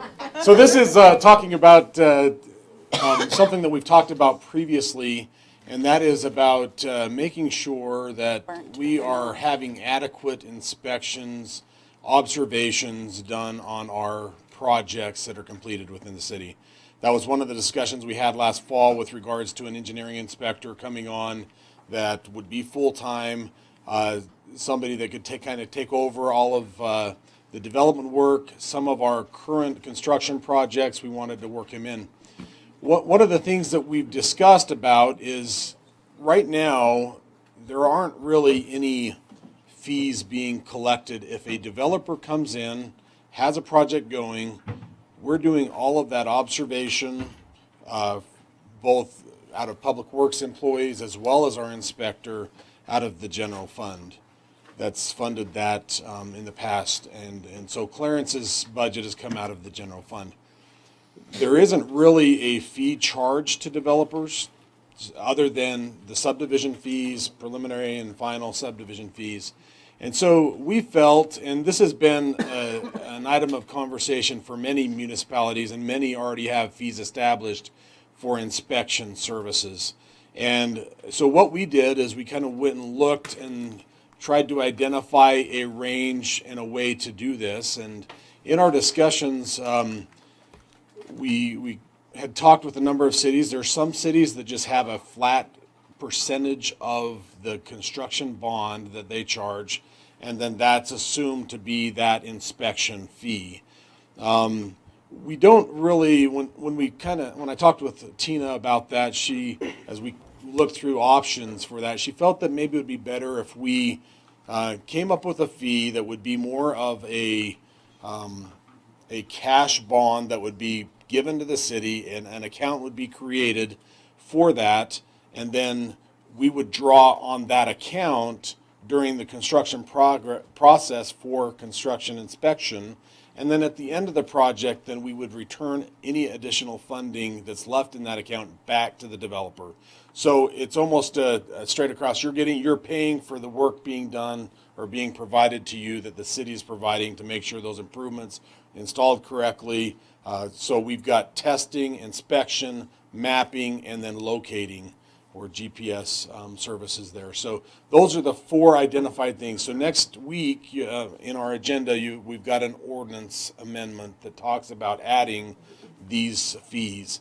This is the structure of how that would be done. So we would be watching our time when we go to a project. We would track that time, and then probably monthly we would send that information to Denise and City Hall and saying, okay, here's the amounts of time spent on these projects, and then that would be withdrawn from those accounts that the developers put on file. So it's a little bit of a management headache to keep track of that time.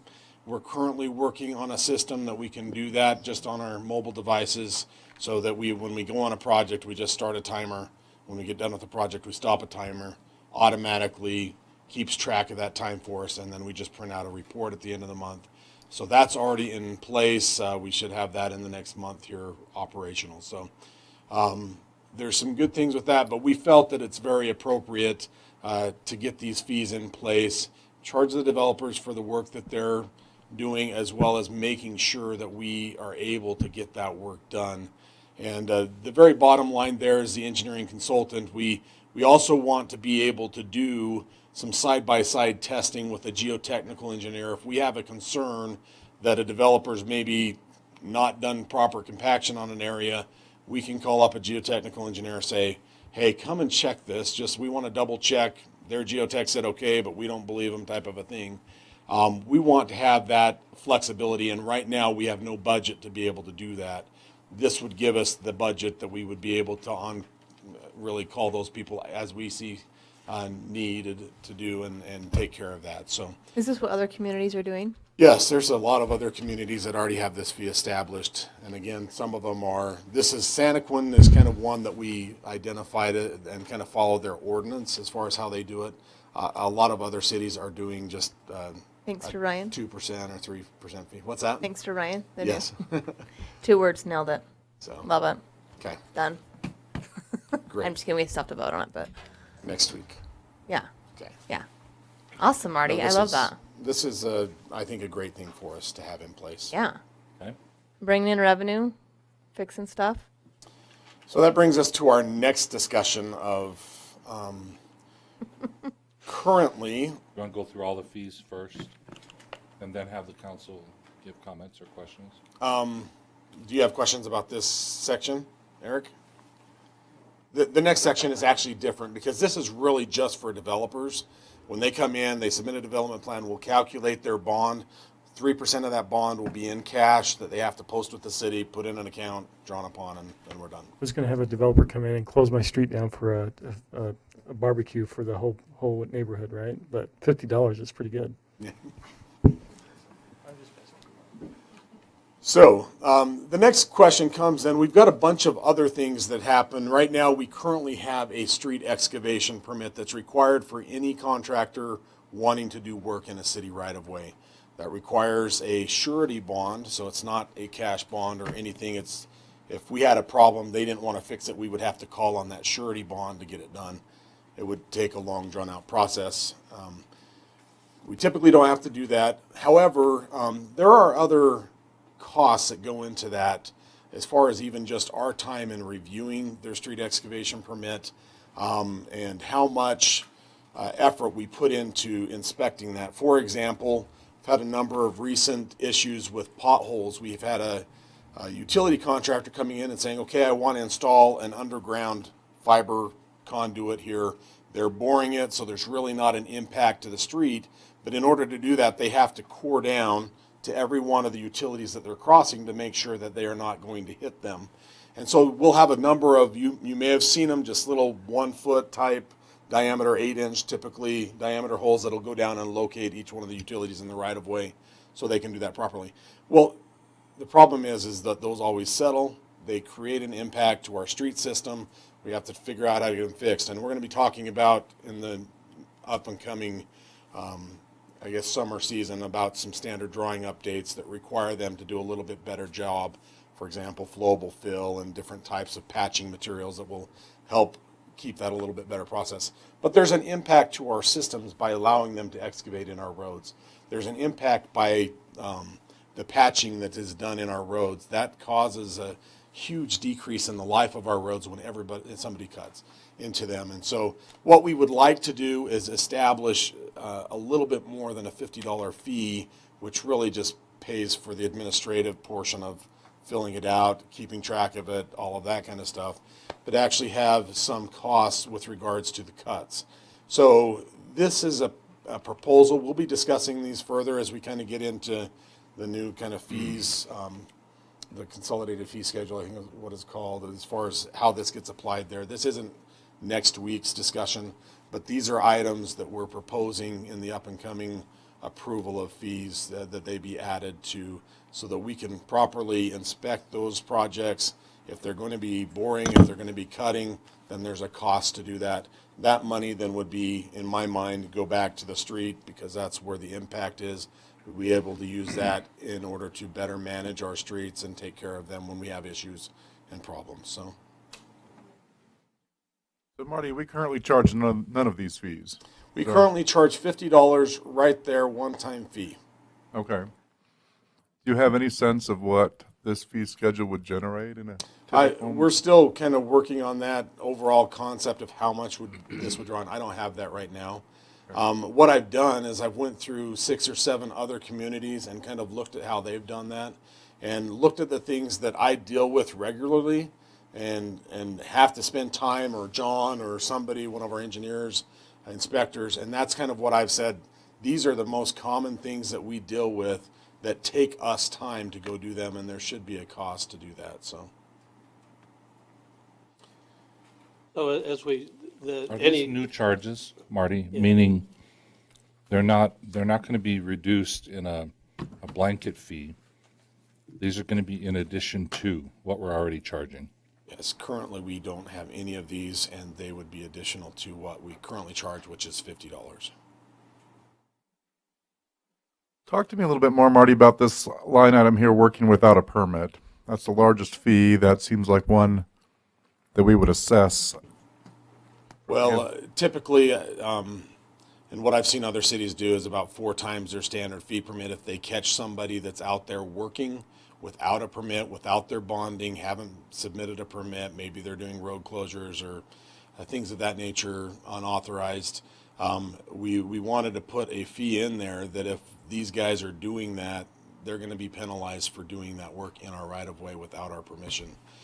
That means that we're not inspecting it. We don't know what's going on. We don't know the quality of work being performed. And so that's why that's high. It's 4 times the street excavation permit is how I set that. I've seen that in a couple other cities. That's kind of where they're at with their penalty if they work without a permit in our city streets. So this is bringing us up to what other communities, the level of what other communities are doing as far as assessing fees, charging for the work being done on the road, properly analyzing, assessing, just bringing us up to par with other communities. Yes. So it's not going to be necessarily anything new for contractors who do this kind of work in other cities. Correct. Okay. They're love it. used to these types of fees being charged now.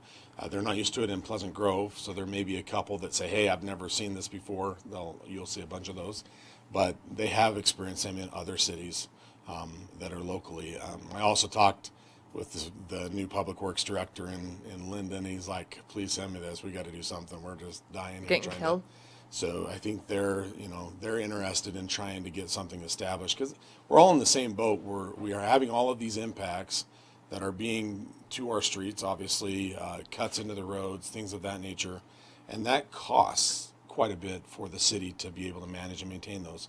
This would help supplement, not necessarily cover everything, but at least supplement some of those costs that we're seeing of having to go out fixing potholes and other things of that nature. So I think it's reasonable. It's not outlandish to require them to do that. So On the requirement side from a repair after they've cut into a road, what does our ordinance currently require?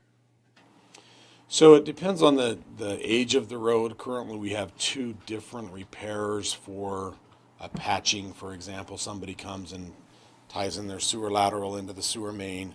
There's a certain width required. If it's an older road, typically a 1 foot beyond the edge of where they originally cut to create the trench.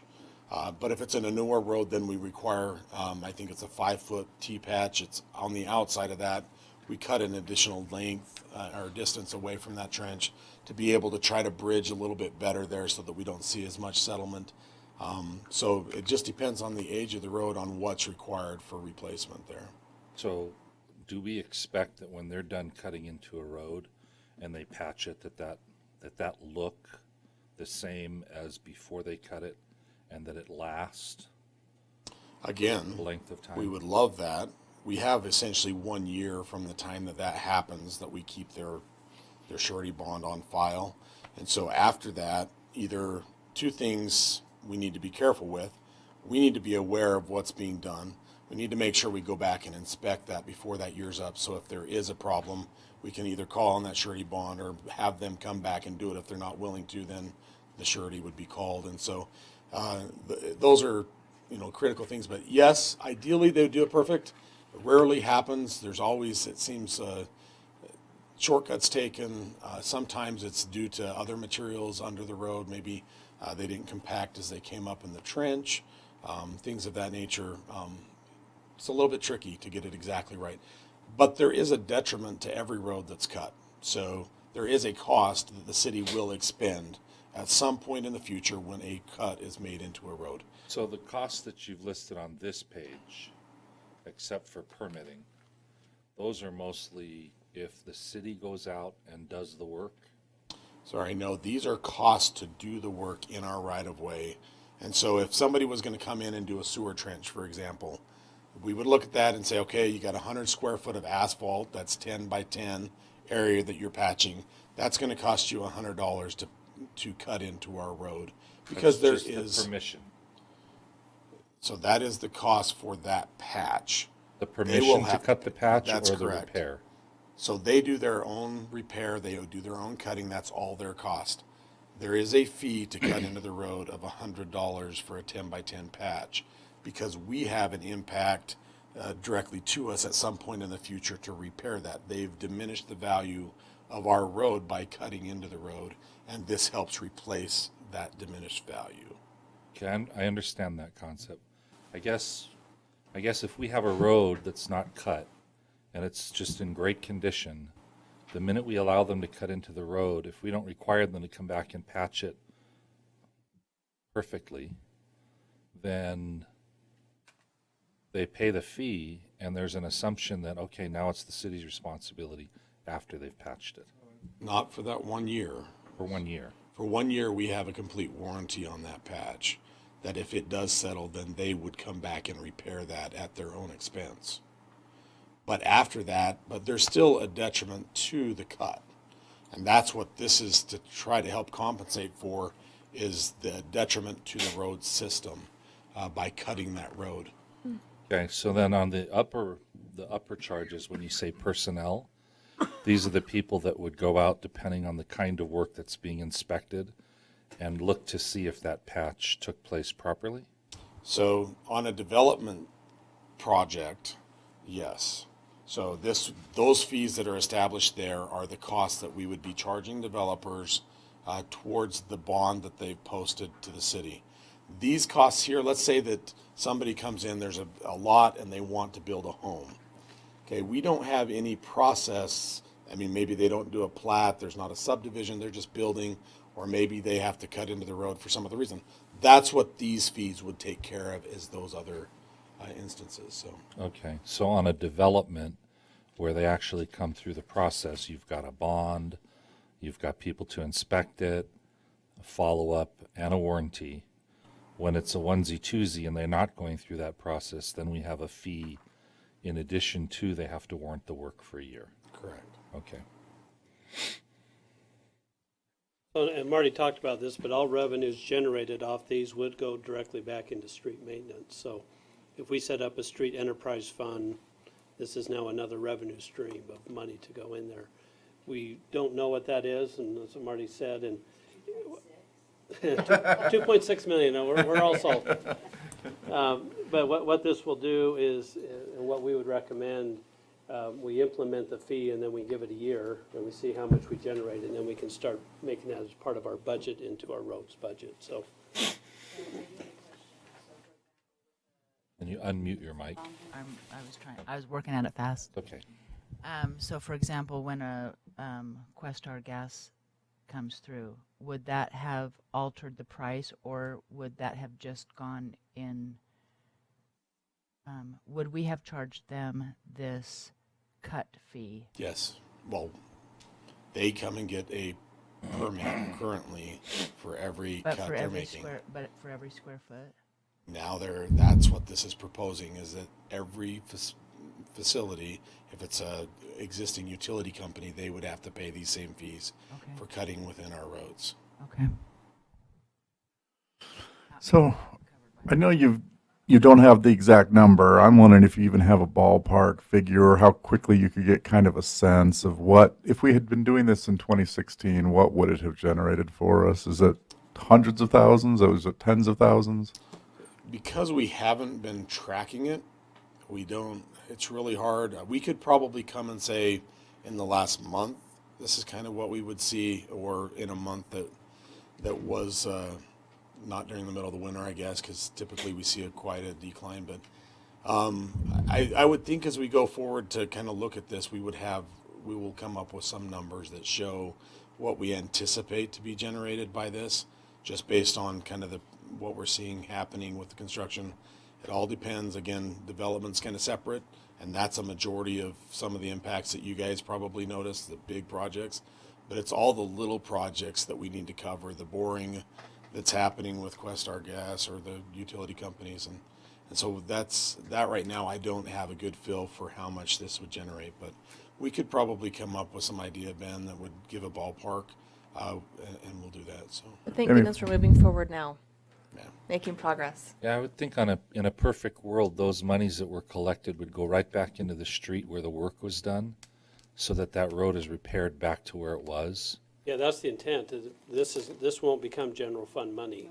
It will become, in essence, enterprise money for the road enterprise fund when we get that set up. I'm thinking more like per street. 900 West. This block and that block where the work took place. So so Clarence Replacement goes out there and looks at the work that was done. It was done right. The repair took place. It was done right. And that road isn't going to fail because of that work that was done in 5 years. Well, the concept is, so they come in and they cut the street, they repair it to something that's satisfactory to us. But if this is normally going to be a 20-year road and we only get 18 years out of it now because of the cut, then this money is used for whenever we do the overlay or we do the surface treatment on the whole road. That's what this money, in essence, would be. But it's not assigned to that road. It goes into the fund. It would go into the for fund. roads, and then then we have a road planned, which may never go back and touch that road, or for a long time. Yeah. But it would allow us, Mayor, to touch that road when it's needed more so than now. Right. There's very little budget to be able to get in and reconstruct something that was redone because of the amount of effort it takes. This would give us a little bit extra flexibility to get some of those bigger projects, right? Okay. We're not anticipating hundreds of thousands. We're hoping tens of thousands. 2.6. Yeah. 2.6 thousand. Okay. I did, by the way, you'll see street light power costs. We did acquire the street lights this last month, so good. And there is a cost to submit for those, and so we wanted to make sure that that's incorporated into this. Every street light request we've got to fill out, request that, get it installed. So just be aware of that. Okay. That's all I had on that. That's good. This is good work. Okay. Did you want to cover the other sheets that you passed out? Are you going to go with this? Did we want to do this? Got the next? culinary water,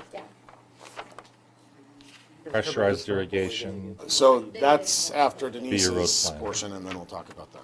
Okay. I gave him this detail, this detail. Okay. This one's, yeah.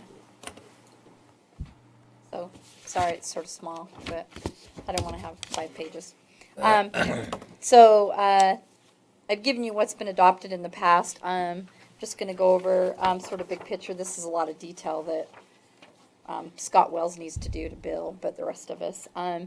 What we're looking at is in culinary and secondary, a 5% increase. So if you want to go to the little table that's down here, I did like the average water bill to try to kind of get a feel for what that is. And so we do a 5% culinary, 5% secondary. The sewer, we'd actually do a 5% on the base monthly fee, but we won't be raising the TSSD base fee or the consumption. So overall, it's just a 2% sewer increase on the bill. So overall, the average monthly comparison would be that the bills would be going up $3.75. we'd be leaving storm drain, the same it was last year, and then garbage and recycling. I talked to North Point, and they are not raising our tipping fees for this next year. And I also talked to the TSSD, and they're not anticipating anything for this next year Good. in fees. So I did talk to both of them in the last 2 days.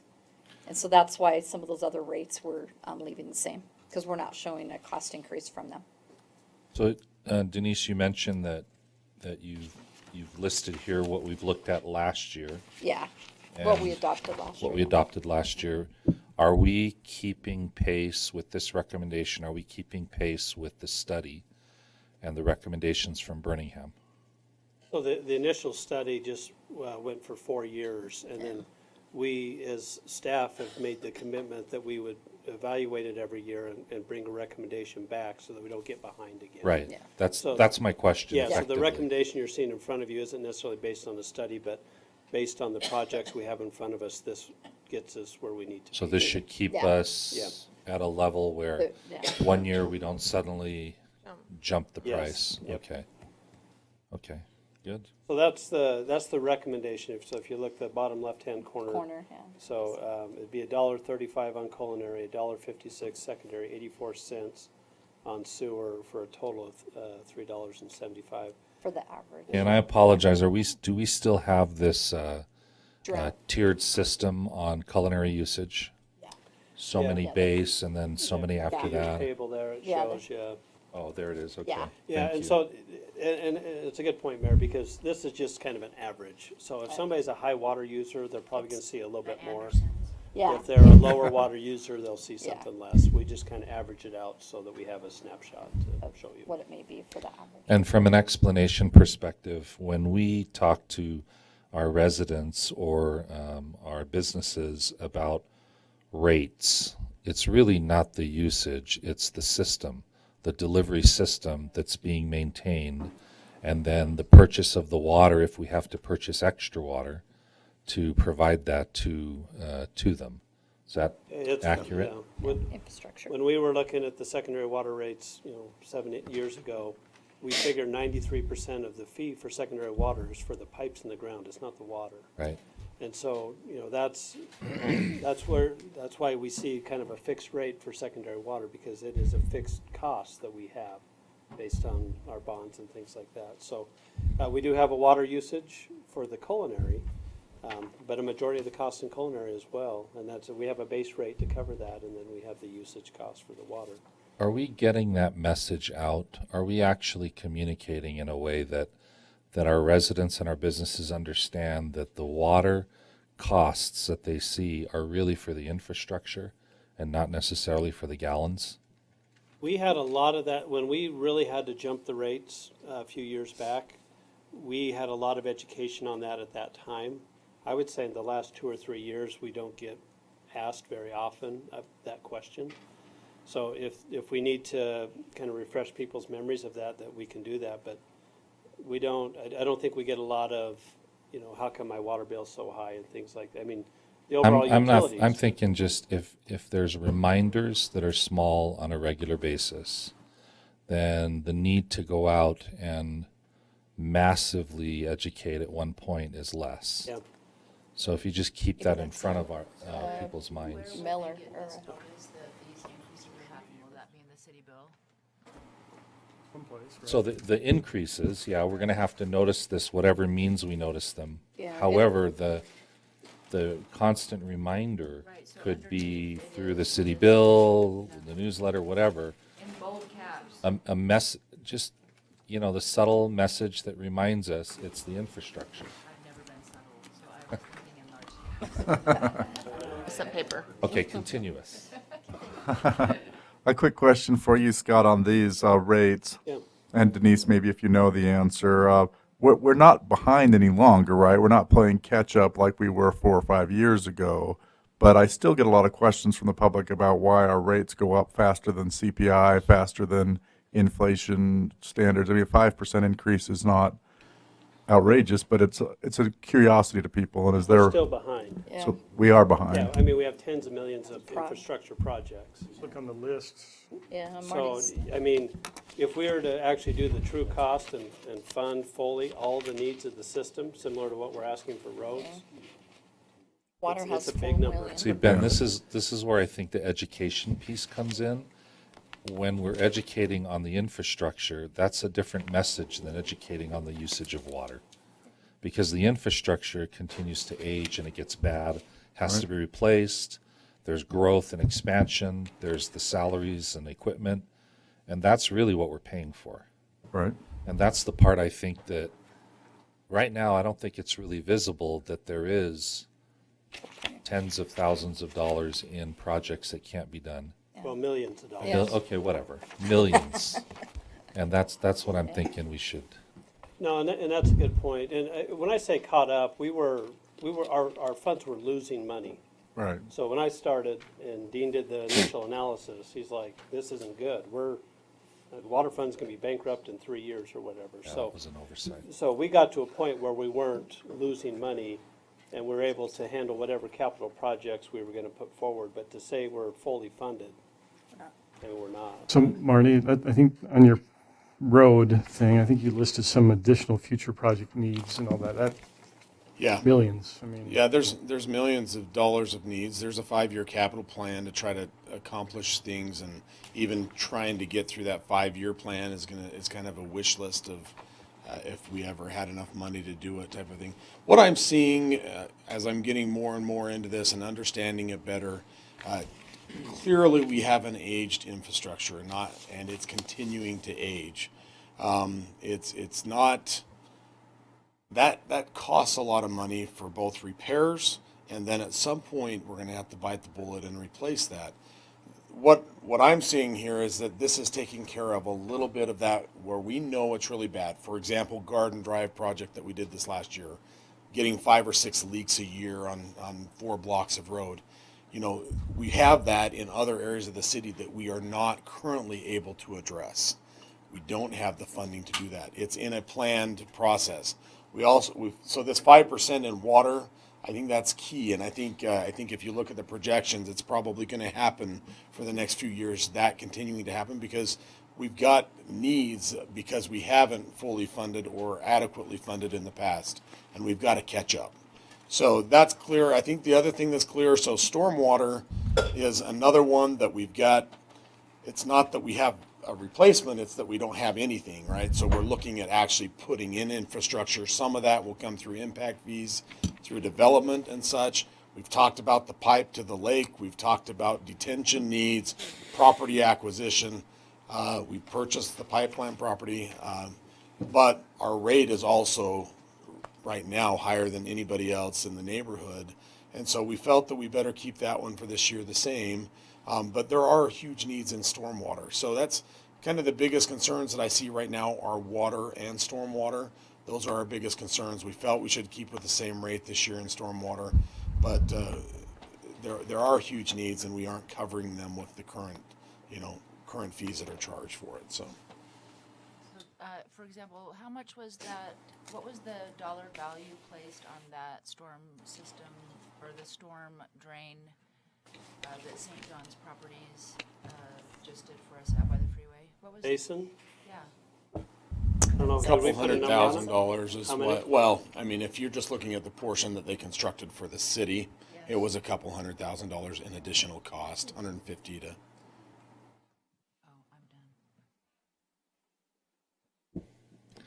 Okay. So the proposal then is this bottom left-hand corner?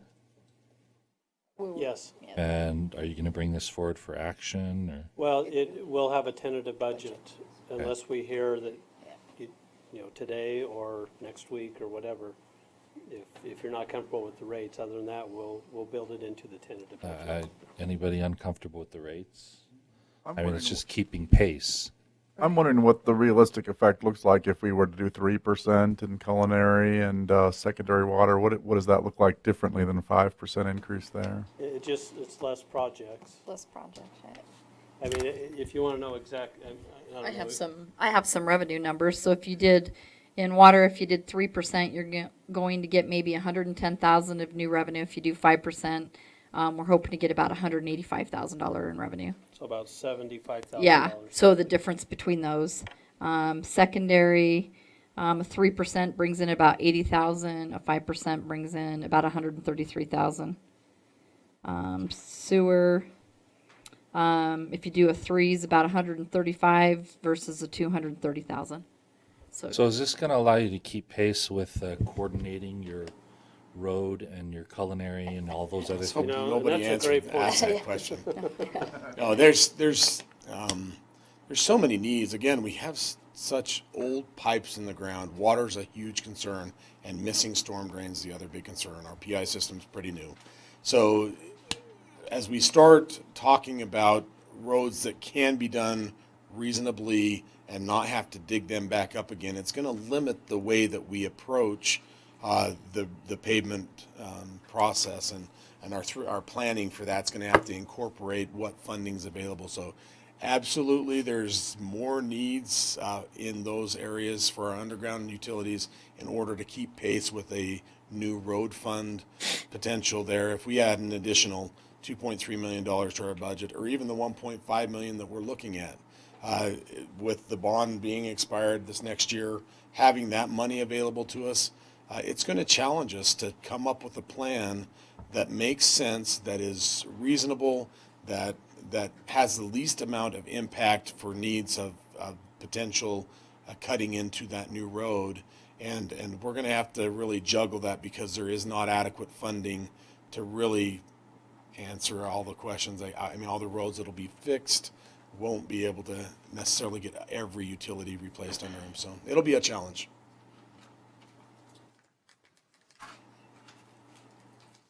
So no. It'll be a challenge, Mayor. It'll I be a can challenge. explain it simply. Let me put it a different way. We're tackling a rather large project right now with trying to get roads funded. We know that there's an initiative from citizens that would like the entire road need met out of the general fund, and you know, in beginning in 2018, and we've discussed being able to coordinate the underlying utilities repairs with those projects. The underlying utilities, if we don't replace them or repair them when we do the roads, are we just limiting the life of the road right from the beginning? Definitely, and that would be our kind of last ditch effort, that we would do that. I think that we have so many needs, Mayor, and we also have so many roads that could be done that do have adequate services under them, that we've got a number of years of buffer here before we would say we're out of roads that we can do because we have no fundings. There's this whole concept in pavement management of good roads first. And right now, we have taken an approach with the budget that we have, that we've kind of spread that across all roads. If we had a proper funded road plan with the 3.8 million, we would look at good roads that do have adequate, we would make sure those are being maintained so they don't fall into a more expensive treatment. We would utilize that funding in a way that would hopefully, there's going to be projects we can't do until we get the adequate funding, but there's going to be a lot of projects that we can do that still need those same maintenance treatments on them. So still a huge benefit to get it. I wouldn't say let's not get road funding because we don't have proper utility funding. I would just say be understanding that our approach to that is going to take that into consideration. And the roads we get done are going to make sense based on needing a maintenance procedure more so than we might have to hold off on a road for a couple of years so that we can get the proper funding.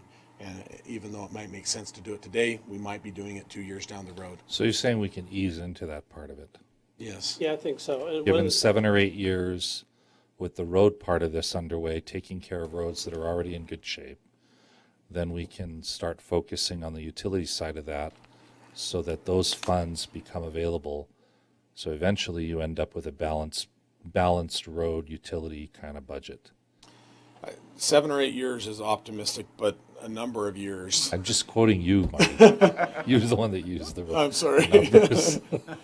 You meant 17 or 18. Yeah. Oh, did you say so? No. I'm sorry. I thought I said a My number of ears are years, just going kind of to bad. balance that out. I'm sorry if I said 7 or 8 or was specific, but it's, you know, we have a little bit of time that we're going to be able to really utilize this funding well, and we're right up front. It's going to be a challenge.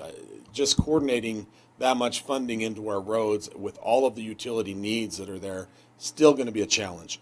But we do have a lot of needs under roads that do have adequate services, utilities under them, so we could utilize that budget for sure.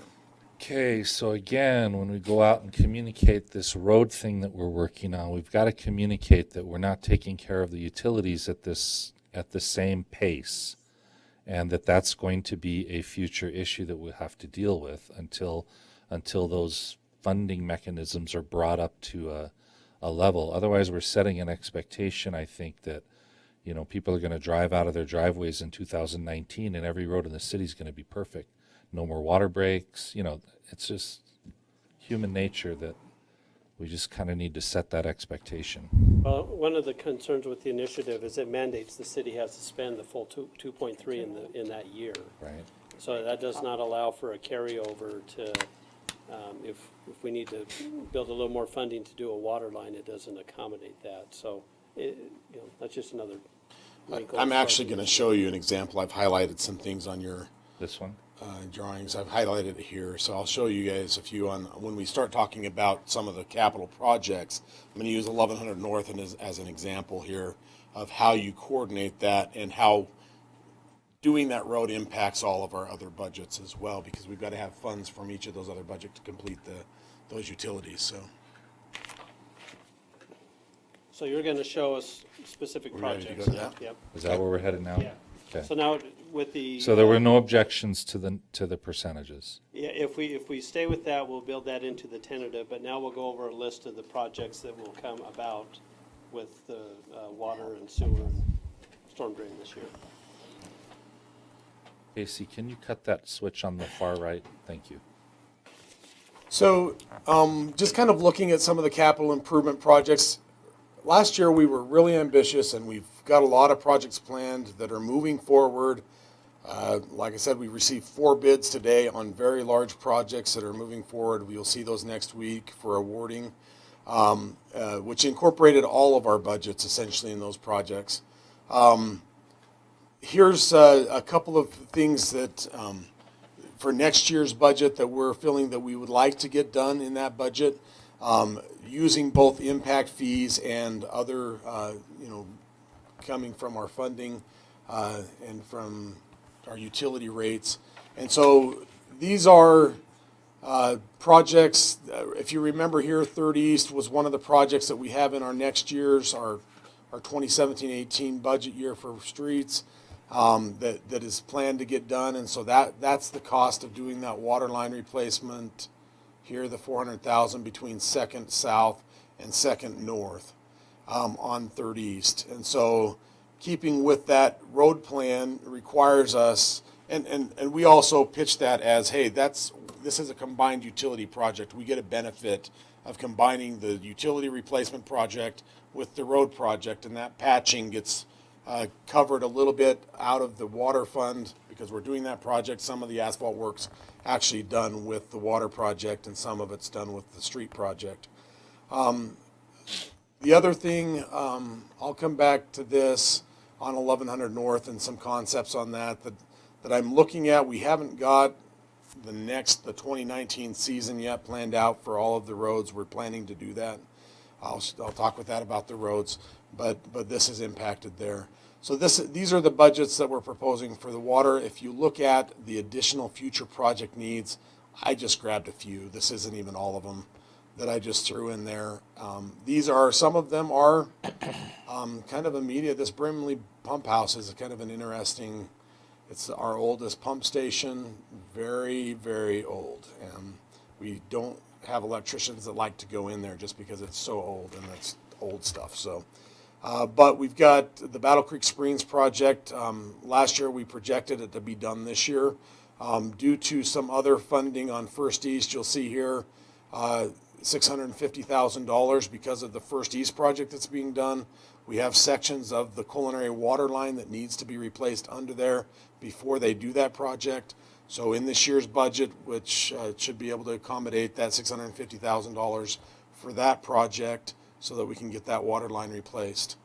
But because of that, we've put off the Battle Creek Springs project for another year, and we'll probably end up doing that next year rather than this year, as far as getting those springs updated. And there's a cost to doing that, but we feel that that's the best. We don't have the funding to do all that project this year. So, any questions on the water? Anything specific that you'd like to ask? Yeah. So is there a corresponding, and I think you said this, take, for example, the one you highlighted, it's 1100 north, 100 east to 1000 east.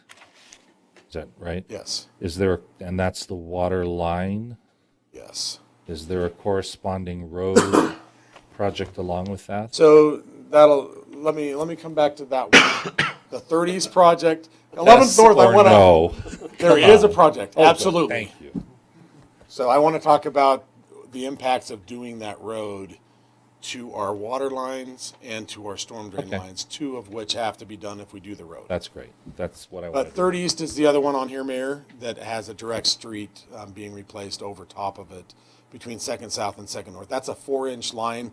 We have fire flow issues on that line. We just need to get that one upsized from the 4-inch to an 8-inch line. So And there's also a corresponding road project. yes, Okay. that's why that one was selected, is because of the water line coordination. Great. If you look at our sewer, you'll see that really I think that's, again, the one that we're in the best position on as far as replacements and things of that nature. The biggest thing we've got is manholes that have issues that we need to repair. Since understands that they need to be raised, they have failing lids and things of that nature. The in situ form project you notice here is still going forward, and we'll continue to do that. And then one of the things that we've got an opportunity with a couple of developers down on 700 South that are developing, if you know where the Brought Landscaping project is, the two parcels to the east of them are currently in for development, or they're working on site plans currently. And both of those need sewer. And so we have a planned impact fee project that would update the sewer in 700 South, but then there's also a horrible road that needs to be redone. And so I want to make a proposal and a change to our 17-18 budget on roads to be able to accomplish that. This would take care of the sewer under that section, and then we would have a corresponding road project that would go on the top in coordination with the developers, which they would do their part of. So it's kind of a win-win for the overall situation. We're coordinating everything together. Okay.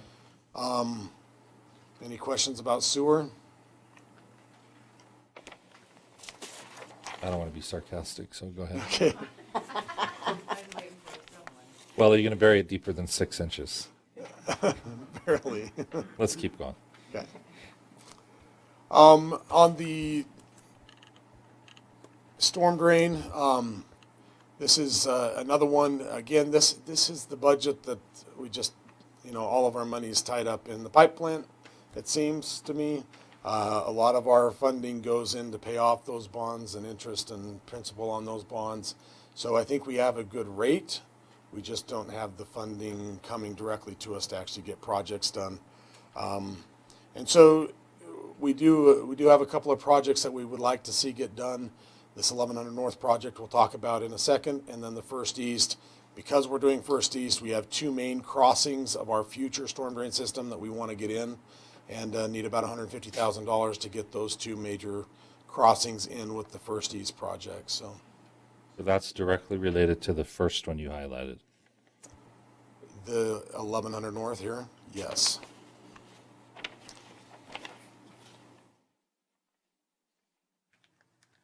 So that's all I have on the storm drain, and then I can talk a little bit about, if we're ready to talk about the road coordination stuff. Did we use storm drain money to buy the pipe plant? Yes. How much was it? 6 million. 6 6.2 million. Yeah. So if the other departments that are gobbling up that land for whatever use, if they pay back the money, what does that do to the storm drain fund to be able to accomplish some of these needs that are on here? Yeah, it just makes cash available to do projects. And right now, nobody's paying that fund Cemetery. back. Cemetery's making a little bit of a payment. Cemetery's making a. For Do we have futures. the ability to pay more back to that fund? Well, we just have to determine the use of the land. So if, for instance, if we do public works out there in the future, if we put a new building out there, then the water fund would have to pay back the storm drain fund, the other funds. Sewer, pressure irrigation, Secondary. water. That hasn't. So some of it's been identified, right? I mean, there is a decant facility approved Storm that's drain. going in, Yeah, and that's a storm drain. which project. also says, okay, that's storm drain. Yeah. Adjacent to that, there was the clean out. Is that the same decant thing? facility? What's the clean out facility that we just approved? The decant facility Decant? is for us to dump storm water when we clean out a Debris. drain box or something like that, debris, things of that nature. We would dump it there and then it would go into the sewer and then we would clean that out. So yes, that's storm drain as well, but it's also got a water component. So if you remember, our amended budget came back and put a little bit of the water budget into that project because they have a cost sharing of that as well. Okay. I think the overall concept, so we've identified approximately 10 acres public works. Right. We've got some that's identified purely detention, so that wouldn't necessarily fit into the mix, but it's already under the storm drain. But as we do that, we could look at it and say, okay, right now, we could put in 50,000 a year from the water because there's going to be a repayment from these other enterprise funds to be able to put the public works facility there for their proportionate share. There's some that we identified for parks and cemetery. Well, for Right. cemetery, Only cemetery? Yeah. we've talked parks, but we don't have a funding stream right now in parks to turn around and do Okay. that. So other- the cemetery could, but the parks, we don't have the money to do it right now. Right. Okay. Cemetery's And- making a payment, and I has don't- for a couple years. Oh, sorry, and I don't know if we've fully determined that Yeah. that's gonna be park. I mean, we've talked a little bit about the master plan of that area, but we haven't really settled on.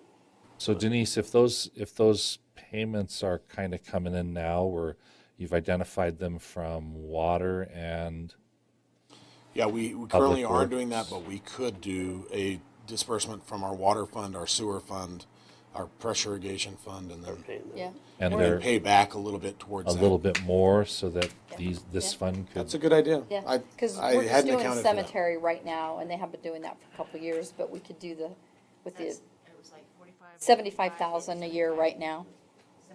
Okay.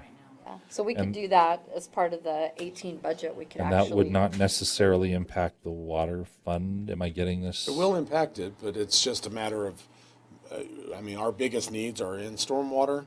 We have big needs in water, but our sewer fund would be great to look at and say, okay, well, we could potentially take 100,000. You and guys put- can balance Yeah, that, we can right, figure according that to the out. projects. Which would definitely help. But again, when you talk about just even one project at $350,000, you know, A lot we're of going to money. get another project. It's a lot of money. Okay. And I mean, there is one other solution, and that is if we're not gonna use 10 acres, we could sell it for development and. No. I mean, that'd be a couple $1 million, but just reminding everybody that's an option. You guys can sell it. Okay. That's what I thought. I was just repeating what you said.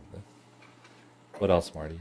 So if we want to go to the road concept of how I would like to kind of go into that topic, I provided you these fiscal year 2017-18 This one? map. Yes, and I tried to print in color, and I don't know why the printer wouldn't. It's okay, you highlighted a few things. So I highlighted that by hand pretty as I could. So,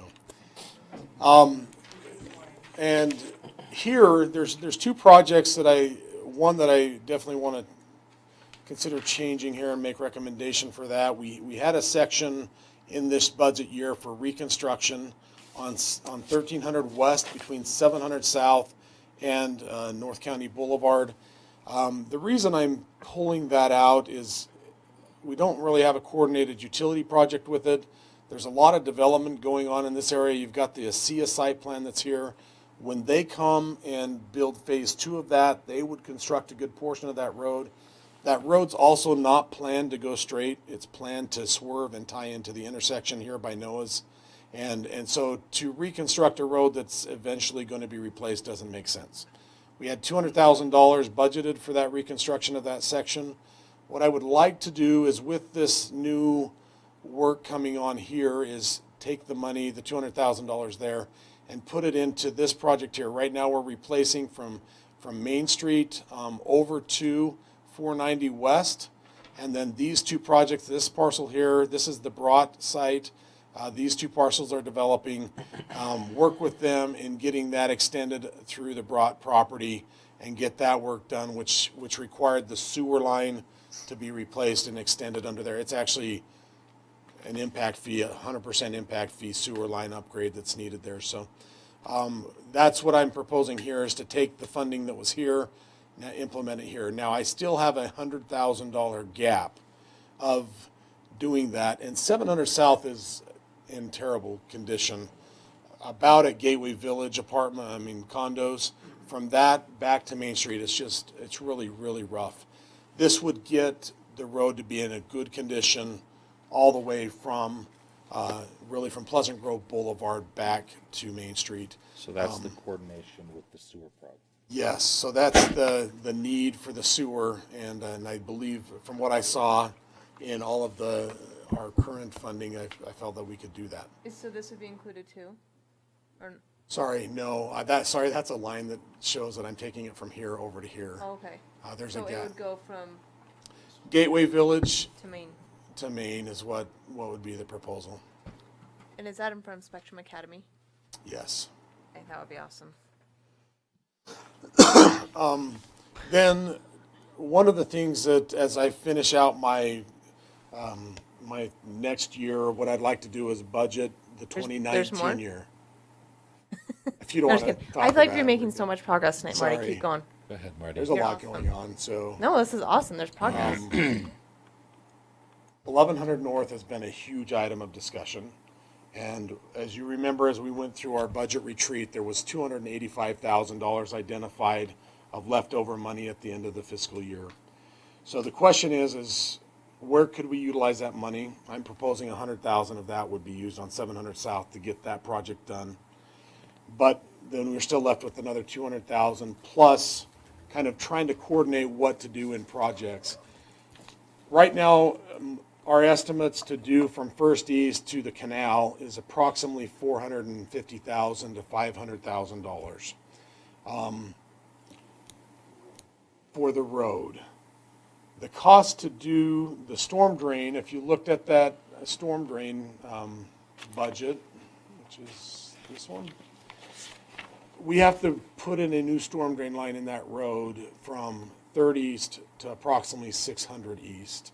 And that's at a cost of about $350,000 to do that. I would propose that in this year's budget, so if we can coordinate that project, it would get done this next year. The other project that would have to be coordinated is a water line project, but the water line is actually pretty good. It's all of the services that are galvanized services underneath the road, so it's all the service laterals that need to be replaced. This is the cost just to replace every service lateral on that road. Now, some of them are already good. A few of them have been replaced because they split, and that's why we've got the problems. We know there's issues there. But the 85,000, so you can see if we choose to do 11th North from First East to the canal, it's more than just. Is the canal 1,000 East? Approximately. No. Is that 950? About 700, 600 east. 680. According to the map. Okay. About 600, yeah. All Not that far? Canal is 1100 east is clear up. Sorry, I was thinking the road that's just beyond the canal. So what is that road? Oh, sorry. That will need to be changed. It's to the canal, is what I was intending, from First East to the canal completed. Again, there's more to it than just even doing the road. We've talked about a sight distance issue on that. Unless you come over the hill, that would be repaired, and the utility lines would have to be lowered to be able to do that repair. Cut down that road about 4 feet is what we would have to do in that section. So it's not just a discussion of let's just throw some asphalt on this road, right? I mean, we're talking about needing to mill the whole thing, regrade it, recompact it. There may be even a potential for a little bit of stabilization in the subgrade. Utility project coordination to get that done, and so it's an overall concept. When you start talking about 11th North from the canal now to the east, then that water line all has to be replaced from that point to the east, because it's all deteriorated there. Far up, just up to the. It's to the that new, there's a new development there. Hog Ridge. That's where we would propose, even though some of those roads are settled a little bit and had some problems. So you're but- saying, you're proposing in 2018, just recap what you just said with everything. So what I'm trying to do, and I'm trying to coordinate all of these utility projects, so I have the budgets available, that if the funding's available in the roads, that I can get that project done, at least from First East to the canal. Next Now- year. Yes. Okay, Now, that Marty, might this take is- me into the fall of next year rather than the spring, but we kind of need to work. 2018 though. Yeah, 2018 Calendar year. year. From 100 East to the canal would be the water line, the utility project. Water, And, Storm drain. And the New road. road. oh my heck, Marty. This is like the best night ever so far. Well, it's all about money, right? So. Well, but we're making progress. We are We're like making, we're moving fixing the dang forward. roads. We've got to make sure that all of this balances, and people just, you know, the residents need to understand that it's not just a matter of, I'm gonna throw money and do this, because there's so many things that have to be coordinated to make sure we aren't digging into it and we're doing it right. So then are you saying we're taking, remind me, are we taking something off the list So for next year? we had that 285,000. That was coming off the Pleasant Grove, next Right. to the So boulevard. that would pay for approximately half of this. And then what I'm planning to do is as we look at our current 4 projects, really it's one big road project. I'm hoping that there's a couple extra $100,000 sitting there that I can say, let's get this project done.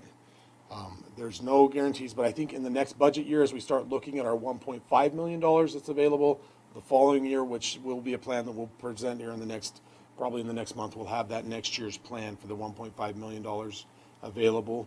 That would include the 1100 North, at least for that section. Is all of this enterprise fund money? Except Well, for the road? The utilities are, yes. All the road- utilities, but not the money road. is Class not. C. So what's the total that you're looking at, dollars? So 385 plus 85.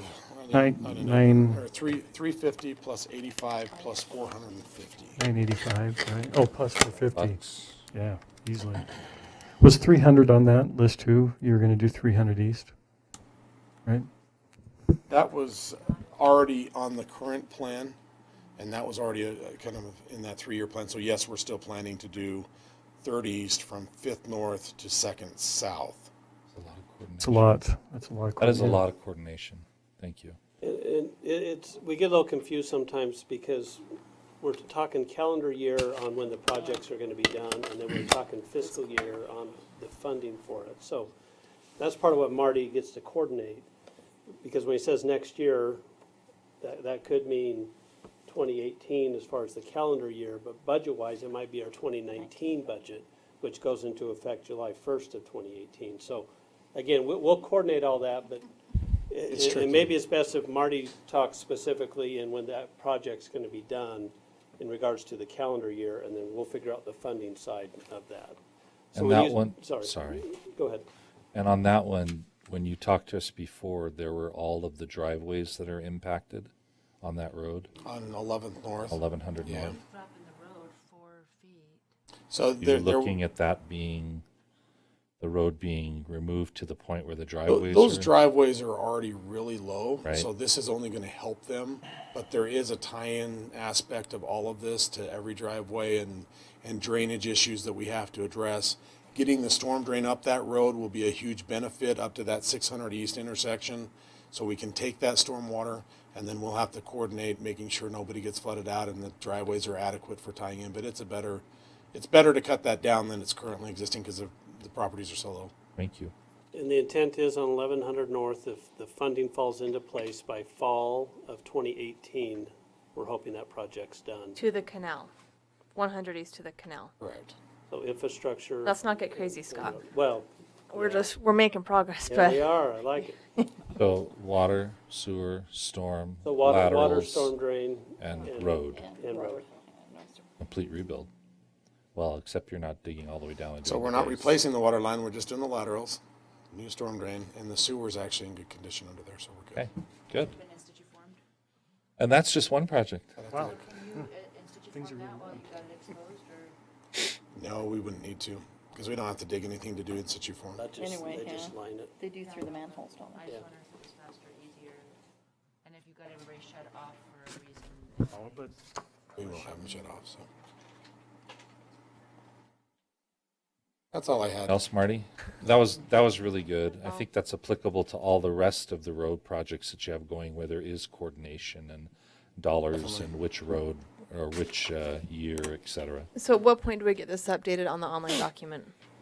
So, After the approval of the budget for this year? again, what you're gonna see is as we look at the 2018-19 road plan update, you'll see the 1100 north there, and then we'll do a modification to the 17-18 to take off the 13th west and show the 700 south extension project. So that'll happen in this next couple of weeks as we roll out that plan.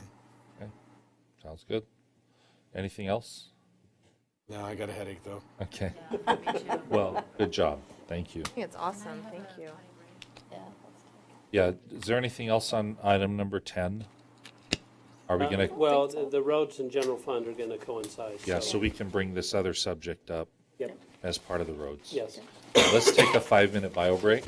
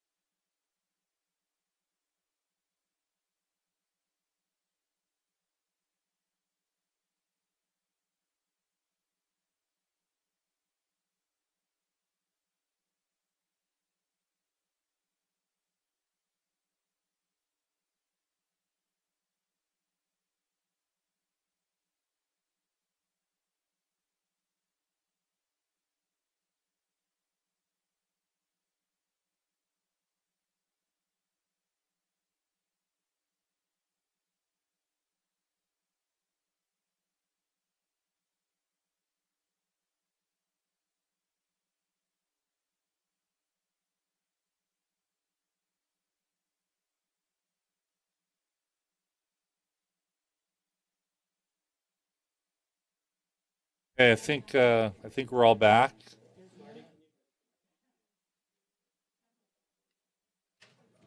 So this next part is item 10. This is going to be kind of we're going to start with the budget, 2018 budget, and then we're going to slip into roads because they're related.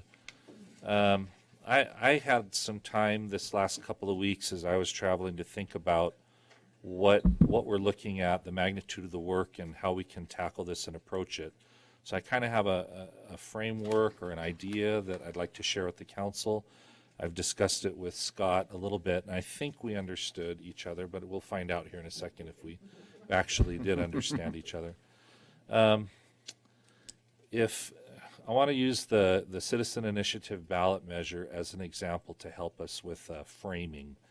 So we have a proposal on the table that if it makes the budget or if it makes the ballot, it will be on the ballot in November.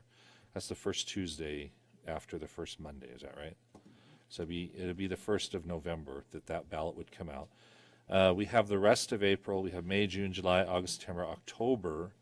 And if you estimate there's about 2 meetings, there might be more or less, but 2 meetings a month, we have 14 meetings between now and the time that election takes place to develop, if you will, a more complete picture and analysis of what we need to do on funding the roads. Tonight, what we're going to talk about is the new money discussion that we'd had before. That's the one I'd recommend we work on tonight. And I'm going to flip-flop it a little bit. I'll start with kind of a recap of our road discussion as far Okay. as the road fee. That's fine. But before we get into discussion on that, I'll roll into the new money on the general fund. That's fine. So the council has kind of all the numbers, and then we can have the discussion, Okay. if that's okay. Okay, so what I'm thinking that we could do is if we, in order to do a good look at our budget, our general fund budget, and maybe even capital projects, which we're already doing now, if we could take a portion of each of these 14 meetings between now and October to take a look at sections of our budget, just sections, kind of like what Marty did with us. It would be line items. Some of them would be a little more summarized. It's not going to be all the way down to the detail. We'd have to rely upon the directors who really understand the detail to help us. But we could go through those and get a feeling from the directors and also for ourselves what's contained in there, and relative to the priorities that you've each taken time to establish, we can look at them. So you look at part of it this week, and then in 2 weeks we look at the next piece. We should be able to get through those by September. We'd ask the staff to help us with that. So new money tonight, then the budget parts that are already there. And then in October, assuming that we've identified where we're going to come up with part of this money from to fund roads, we could take a look at the necessity of a fee and a tax that would make up the difference of what we might be missing for the full 2.6 million. Does that make sense? So do you have questions on that? It's just an idea and a proposal. I just thought that we had already done a lot of the legwork. That was what Denise and Scott did last year when they sat down with the directors and went line by line. I mean, I kind of feel like we're going in circles and we're basing off what we're doing off the initiative, and we should be moving forward regardless of what happens with the initiative on a proposed road fee. We had a public hearing, we've done the analysis, we've done the legwork to figure out trips traveled, we've done the line by line. I feel like we're ready to move forward, and based on public response that I've received, the public is ready to have an additional public hearing once we decide on a option and then move forward. I just don't know if we need to wait another 6 months. Okay, so let me ask a clarifying question. Do you feel like the budget, the general fund budget itself has already been looked at? There's no need Yes. to look any further? Yes. Okay. Because that was what we commissioned the staff to do, and they took 2 weeks to go through that intensively and come back with Under a- 2 weeks. Yes, we did. So both with the directors and then also with last year, line by line, and then also with the assignment we gave them, and that's where we prioritize the general fund budget. I feel like we're kind of going in circles. Okay. And we're not making progress on the roads I don't know, that's where All I'm right, at. what are you thinking as far as analyzing the budget at all? Do you feel like we're already there? Do you feel like we need to do any analysis? And then come up with what we're gonna propose as a fee or a tax in order to cover the difference? So this is a 50-year problem. Right. The fact that I think we've made great strides. We're moving very forward. I don't know that there is one solution. I'm very open to a conversation. I'm okay with that. Okay with kind of looking at a little bit at a time? Well, I think just for understanding purposes, I love what just happened with Marty. I think that's fair and right for every director to get that chance openly and publicly to state the same concept, but in their own departments.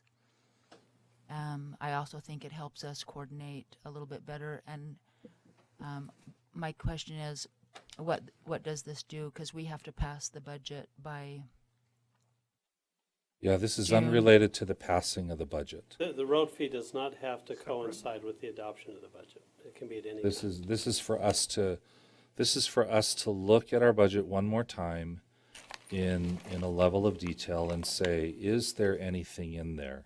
Is there anything in there that can be allocated towards roads without gutting the services that are being provided, and then make up the difference between the full 3.8 million that's needed and what we're currently allocating, and then what would that be in the terms of a fee and or a tax, whatever that ends up being.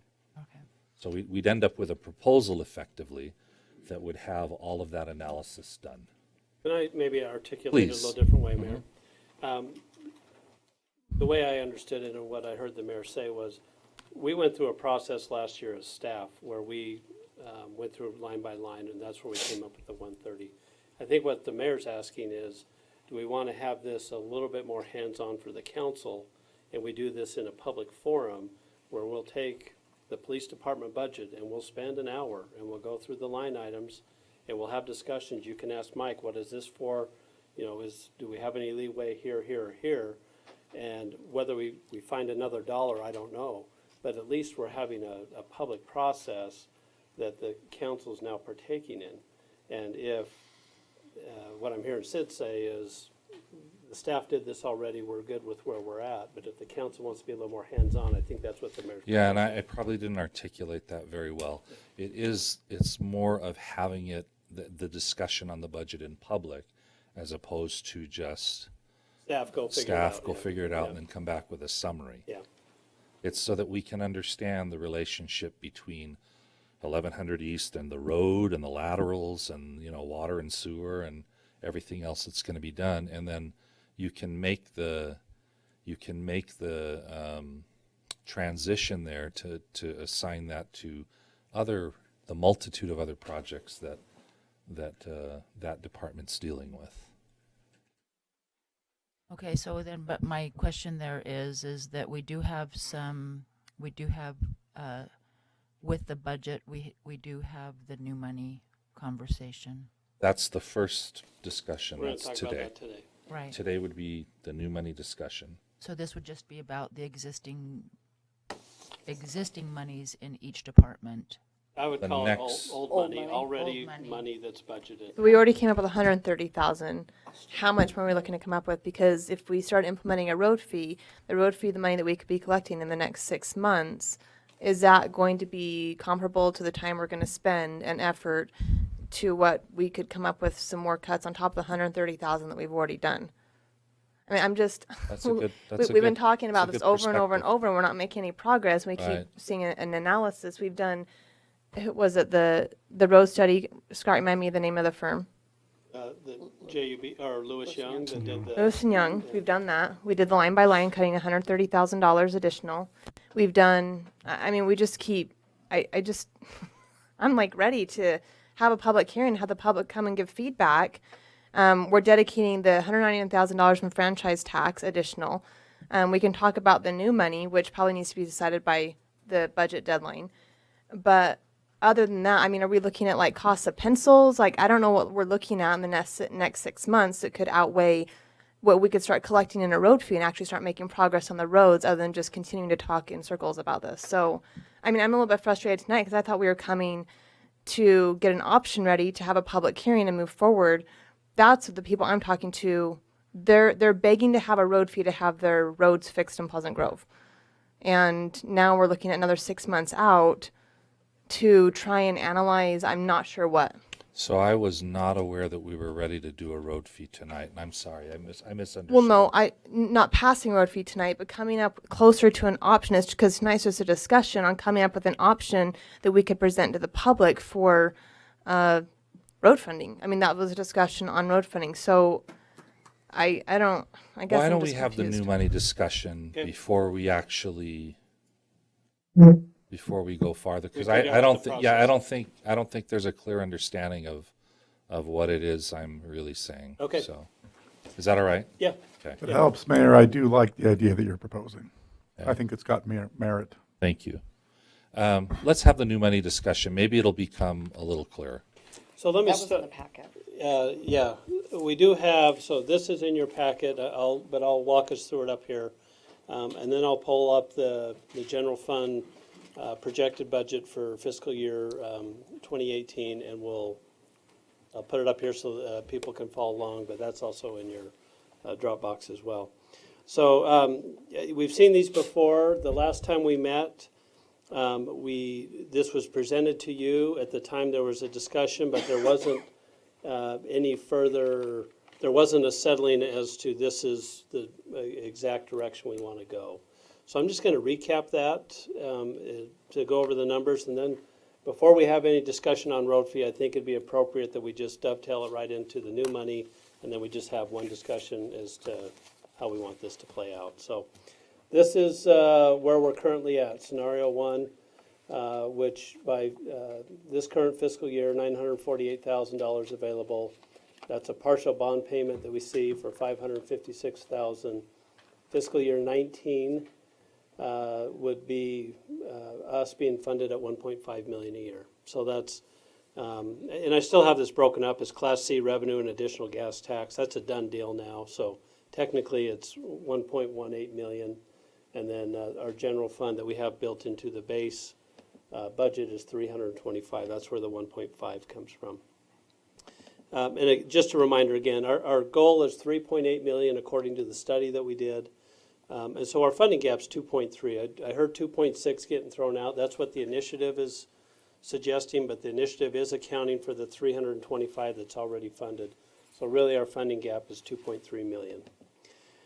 So what was asked was if we were to fully fund by 2019, and this, I believe the mayor asked, he just said, I just want to see what the number looks like.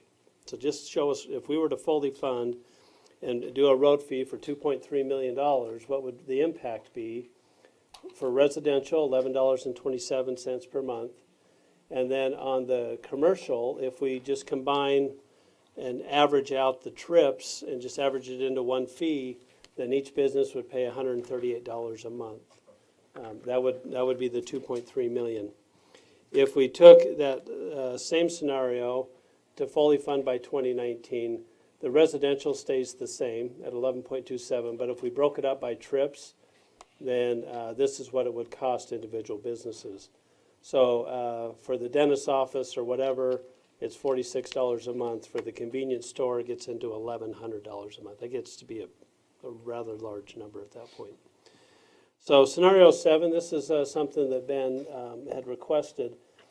So everything's the same except for an infusion of new general fund money of $650,000, and then a road fee, or, I mean, Ben, I don't want to put words in your mouth, but using, coming up with 1.6 million of additional revenue. So if that is a road fee, it's $8 per month on the residential. If we average out the businesses, it's just under $40 a month for the businesses. So that gets us to our 3.8. But there is that infusion of 650,000 of general fund money. And that was all the new money going, all. Well, Or not? so that's more, the new money's 475, that's more and than- so there's a little bit more than Well, just the that's new money. cutting into some of the general fund are, It'd be cutting into general fund, well, yeah, it would be taking whatever the remainder is, I'm assuming Ben would be out of the general fund. Scenario 9 was, the goal was to reach 3.8 million by fiscal year '23. And so that would start with $10.85 road fee, and again, averaging the businesses $63 a month with a 5% annual increase on the fees. And so by fiscal year '23, we're just right at 3.8. So that'd be $13.85 per month for residents, and then $80.67 per month. Now that's also putting in an additional $25,000 per year out of the general fund. That's what we equal out to. And then this was probably our initial one that we started with, and that is, just $1 million in road fee. So that was no new general fund money, $1 million of road fee with a 5% annual increase, and that's where your road fee starts at $490 per residence, and then if we base this on trips, the smaller businesses $20.30 up to the convenience store $492. Sorry, Scott, the first scenario, well, I guess it's the one in yellow that has, is there no 5% gradual increase on that? It's just the 1127, is that correct? Yeah. Okay. But that's fully funded by 2019? Yeah, that's with no just- increase? Yeah. Okay. So now, I mean, there's other factors at play. And so, in my opinion, fully funding by 2019, I mean, we've talked about the issues with the infrastructure, the water sewer maybe not being able to keep up with that. We have a potential new revenue source now for the road cut fee, which, I mean, if that's $50,000 a year, I mean, that plays into that. The new gas tax revenue has an inflation component built into it. That will be somewhat minimal, but that number will grow. And so, I mean, we're trying to, I would say, be a little conservative on how we look at this. And so to fully fund by 19 might be, and the city can always decrease that fee. If there's other revenue sources that come into play, then we can always decrease the road fee. That's really a policy question. Do we need to be there by 2019, or are we okay to step it in over time? I mean, that's. Just out of curiosity, and maybe Marty knows the answer to this, but if we charge road cut fees, can we put that towards pipes instead of asphalt if we choose to? It's up to us what we do with that road cut fee ultimately.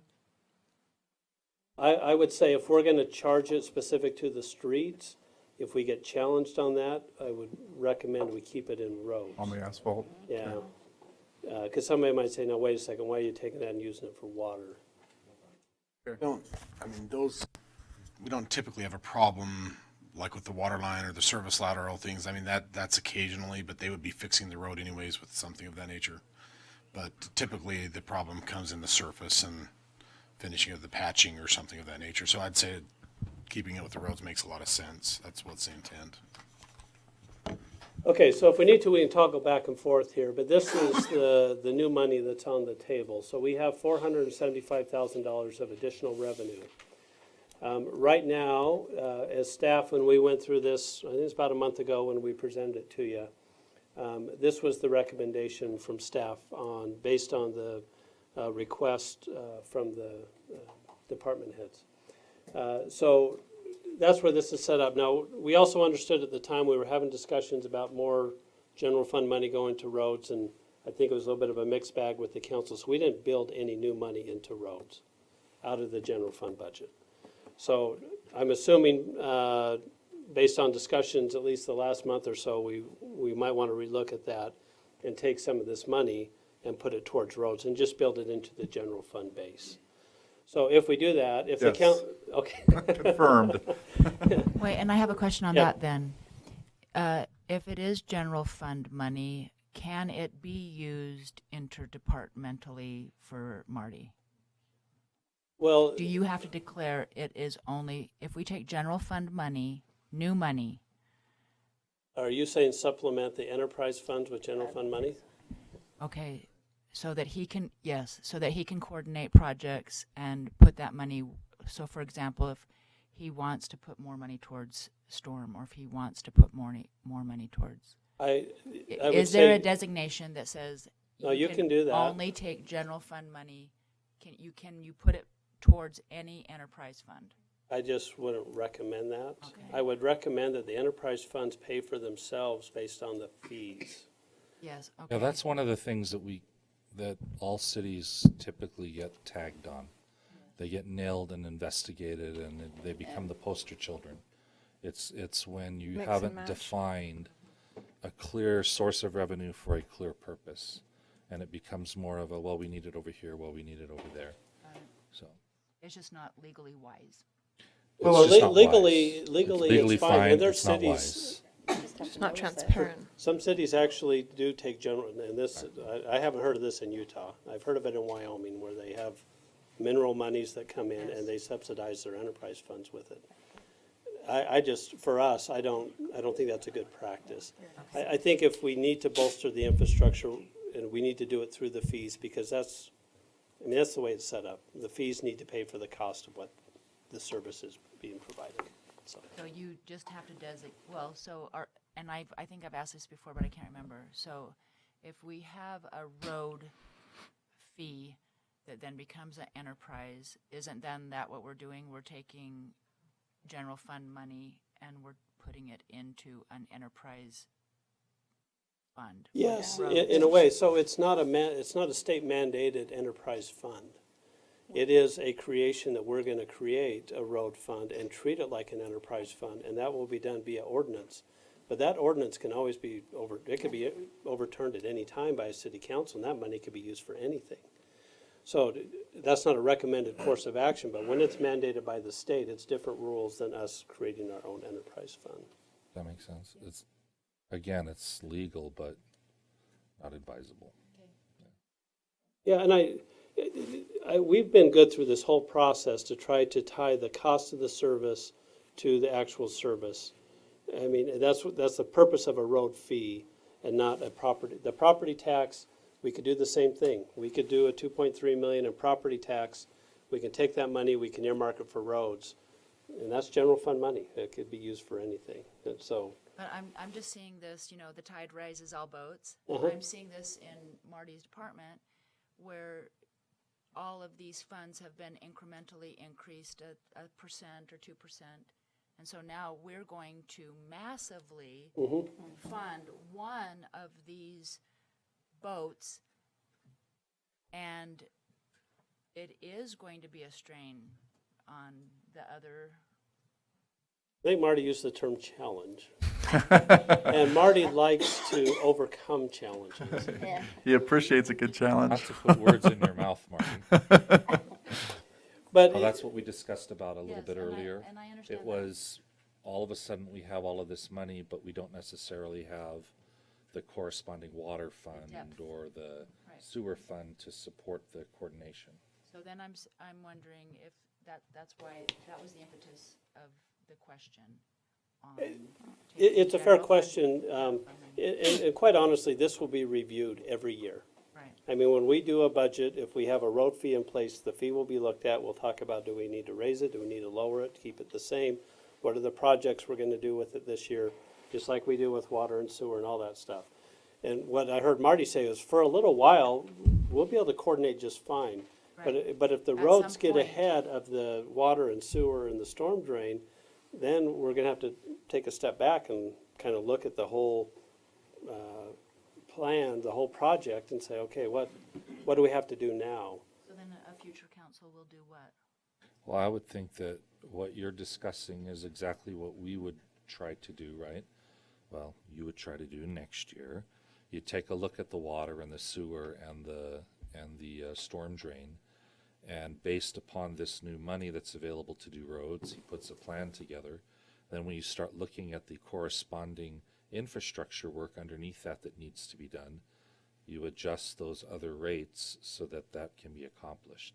And I think you said I heard 7 to 8, but you said 17 to 18. No, I threw out that facetiously.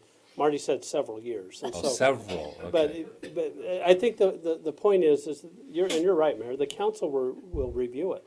And if the roads is getting ahead of the other infrastructure, the city council at the time's either gonna say, we have to increase our rates here, our water rates in order to get these lines done, or we're just gonna suspend road projects for this year. We'll move that money into the next year, and we'll focus, I mean, there'll be decision-making, and I don't think we have to solve that one today, because I think we have some years where Big we can. levers, yeah. So on the new money, just to make sure this makes sense, one of the recommendations of staff was to have a wage increase for current employees at 2.5%. And so that's the cost out of the general fund, $115,000. If the city council wants to dial that back to 2%, we've always had that number sitting there at $92,000. So there's about a $23,000 difference between a 2.5% and a 2% increase to the employees. So to me, that's up for council discussion if you'd want to do that. The benefits are based on what we are anticipating to renew our health insurance premiums, and we found out they were going up 10%, and that's in essence a little more than 10, and that's what we budgeted. So could that be accomplished and not impact the employee on the health benefit? To pull the 110 out of that would impact the employee. Not the 110, the 2.5 to 2. So no, that would not impact them as far as money out of their pocket. Okay. Because this is proposed, and we haven't gone back to the employees and said, you're getting a 2.5%.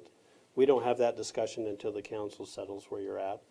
And so if that gets dialed back to 2, I don't think there's an expectation on employees' minds. And this is wages and cost of living. Yeah, so it's usually in the past, we've done 1% of merit and 1% cost of living. Quick question, Yeah. not to interrupt, but on the benefits portion, the 110,000, I had an understanding that with our new health insurance provider, David, maybe you can speak to this, but didn't we have some guarantees that they couldn't increase the premiums That's beyond? our guaranteed number. Yeah, right? that's the guarantee. So they maxed out the guarantee. That came in like They're right under it. 0.4% less. That also includes, when you increase the salaries, you've got to increase your retirement. So even our retirement percentage isn't changing, but your wages are changing. So that's insurance and FICA retirement expense, that 110 makes up that whole. So you're saying to not impact the employee, the 110 needs to stay? Right, Yeah. right, yeah. Yeah, if that goes away, then now the employee has to pick up the additional cost of the premium, which is now. Net income goes down. Yeah, yes. But does this number actually get smaller if we do something less than 2.5% then? Because It'll it come includes- down a little bit, yeah. Because Okay. there's a retirement component into Right. that. There's a little bit, yeah. So I don't, I don't know right. off the yeah, top we'll of my have head, to figure 'cause, that out. I mean, you got It's not police gonna and be fire, tens of it's- thousands, it could be just a couple thousand, so, but we can figure that out. So we have and we've been going department by department, we're trying to retain employees, and so we had an analysis done on our wages for the fire department. We were recommending an extra $40,000 going into that department as far as making that plan viable in regards to our firefighters. And Chief Thomas, can you speak a little bit more about that? About the study and what it analyzed, and go into a little more detail about that? For them to lay out their career and where they're going to go. But along with that pathway, it allows them to have financial increases they go through, and they meet certain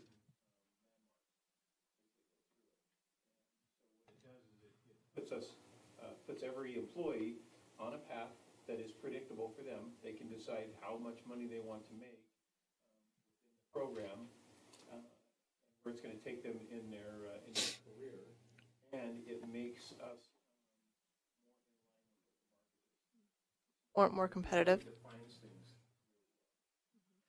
It's not going to put us to where the big cities are, Provo and Orem. We may not be there, but we'll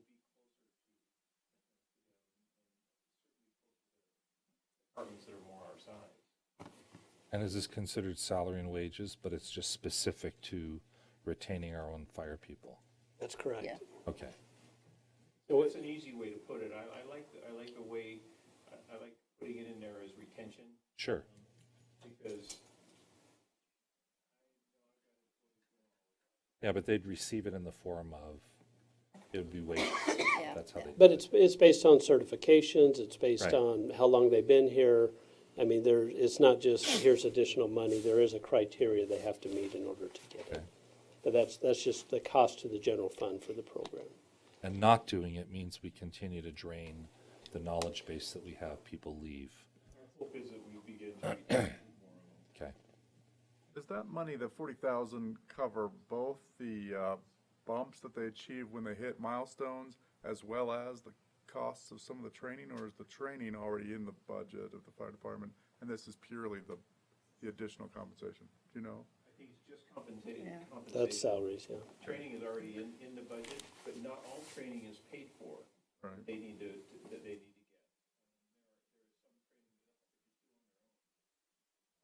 Okay, thanks.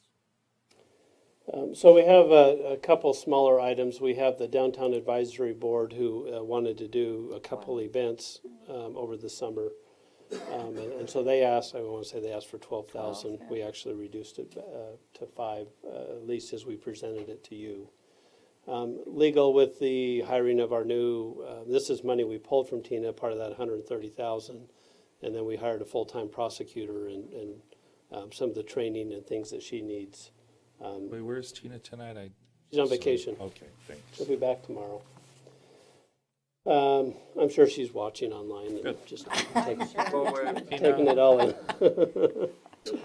In her book reading.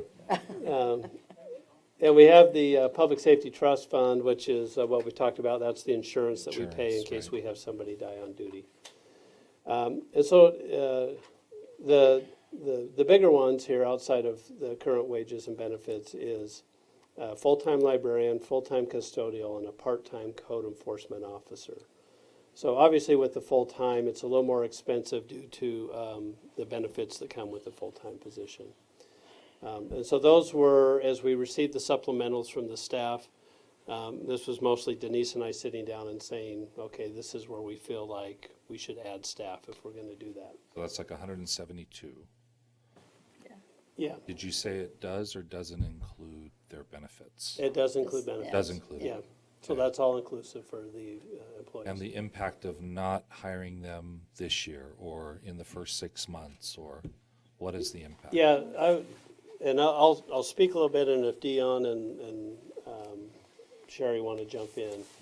I would say with the custodial, that to me is a level of service. And so if we say we're not going to fund the custodial, but we're okay with how our buildings are currently cleaned, then we're okay not to have that position. We were receiving feedback that we were having issues, particularly at the rec center, with how it was cleaned. And so this was the recommendation from staff. And, well, it's not just the rec, it's really the whole city. We have one full-time custodian, and we have part-timers. And we struggle retaining our part-timers. It's a revolving door. And Dion gets to manage that through Dean, and that's a challenge. So one of the ways that we could increase that level of service, or at least get it to where we feel better about it, would be to actually create a full-time position. So that's where that came from. So deal, on the custodial, are you having trouble retaining people, or you have so much work that you need an additional person? I think it's a little bit of both. One of our biggest challenges, one of Dean's biggest challenge, is being able to go out and do site inspections. Most of his day is spent at the rec center. And to go out and do spot inspections in other facilities, check in on the crews. He handles his training pretty well, but I think the spot inspections and those types of things help. The other thing we need to look at also in the near future is we're going to have another facility coming up that's, going to impact that area. Are you talking about the PSB. Public safety building. That'll hit us in Year and a half. 12 to 18 months? Yeah, year and a half. That's 2 more facilities. Yeah, you're it right. is, yeah. 2 more facilities. Well, and that's why I'm wondering if we could hold off on the full-time custodial, and I mentioned this last time, going from a part-time to full-time code enforcement, because the size of our city and the calls and complaints that I'm getting about code enforcement for me right now outweighs the need for the full-time custodial. Sherry, I know you mentioned the full-time librarian that was kind of tied into getting that downstairs going. Is that something that we could hold off on until next year, until the elevator's in, downstairs is kind of up and running? Could we hold off on that until next year? We could. I don't know when the elevator will be in. I think the elevator will be in this summer. Yeah, this fall. we're looking at having it complete probably September. Like the whole remodel down there? Yeah. So it would be really, really tough. There's kind of two ways we can do this. One, as a council, you can say, here's what we would like to see, new money general fund towards roads. And then kick it back to staff and we'll recalibrate that and bring it back to you next week.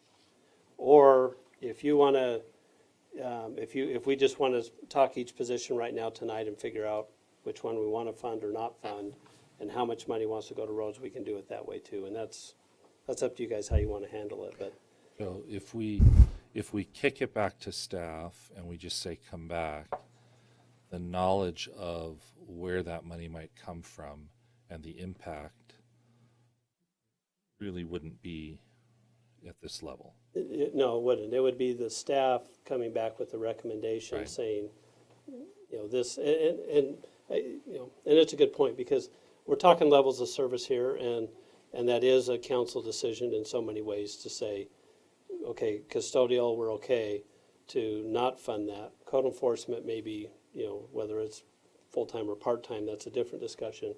And then librarian, I mean, And Sherry then can, the relationship of what that means if we were to say, okay, hold off, what does that really mean, right? There's an impact that we may not be aware of, and then the director gets to explain what that means. Yeah. So not just the council gets to hear it, but anybody who's listening gets to hear it. yeah, yeah. I mean, so again, we can kind of work through that tonight. We can come up with a number tonight, and we can, you know, work on it as staff and come back and still and present the ramifications and still have it on the council discussion. Sure. Let's finish this because I think we're close. Okay, and that's fair enough. The vote by mail was something we decided 2 weeks ago that we were going to do, so that number's locked in as far as the general fund budget for next year. We've committed to that now. Yeah, we took a vote 2 weeks ago. We had to let the county know. So the county's been informed. They've been informed that we're going to do it, and so we're, like I said, that's locked in now. And I cut Sherry off, and maybe Sherry needs to have a chance to talk about the ramifications of if we don't go full-time librarian. What about, could you even start out with part-time and, I mean, not knowing for sure when it's going to be completed, but then start part-time and work into full-time next year? Yeah, we can Someone do down there, that. like 2 part-timers or You know, something, I don't know. the difficulty we're running into, you know, I've explained before where we are open so many hours a week. You know, so that means, you know, to staff downstairs with 2 people, that's 120 extra hours a week. So even one person doesn't cover it. So we're having to be super creative just to come up with how we're going to staff it anyway. So of course, we'll take whatever we can get, but we are struggling already to figure this out. So if it were an elevator and associated remodel this year and staffing next year.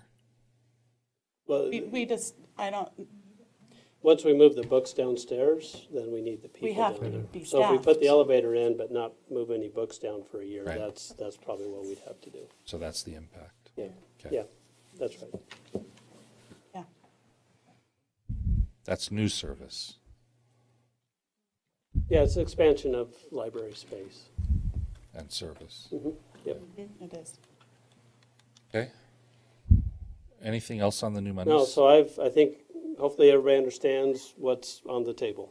So what we heard you say was 25K is possible out of the salaries, Yeah, it's 23, but yeah. 23, Yeah. but with the couple of thousand that you might Oh, save yeah, on the yeah. benefits, so it's Yeah. roughly 25. Well, yeah, we'll go 25. And then approximately 170 is in question if you decided to not do all three of those positions, and it would go down from there if you decided to do some or all of them. That's correct. So the total on this would be roughly 200,000. 200,000. Well, and in fairness, we can do any number for salary and wages, 2.0 or 1.5 or 1.0 or 3.5 or whatever. Right. I mean, there's, yeah. And you can do nothing at all, right? Right, you could do zero, right.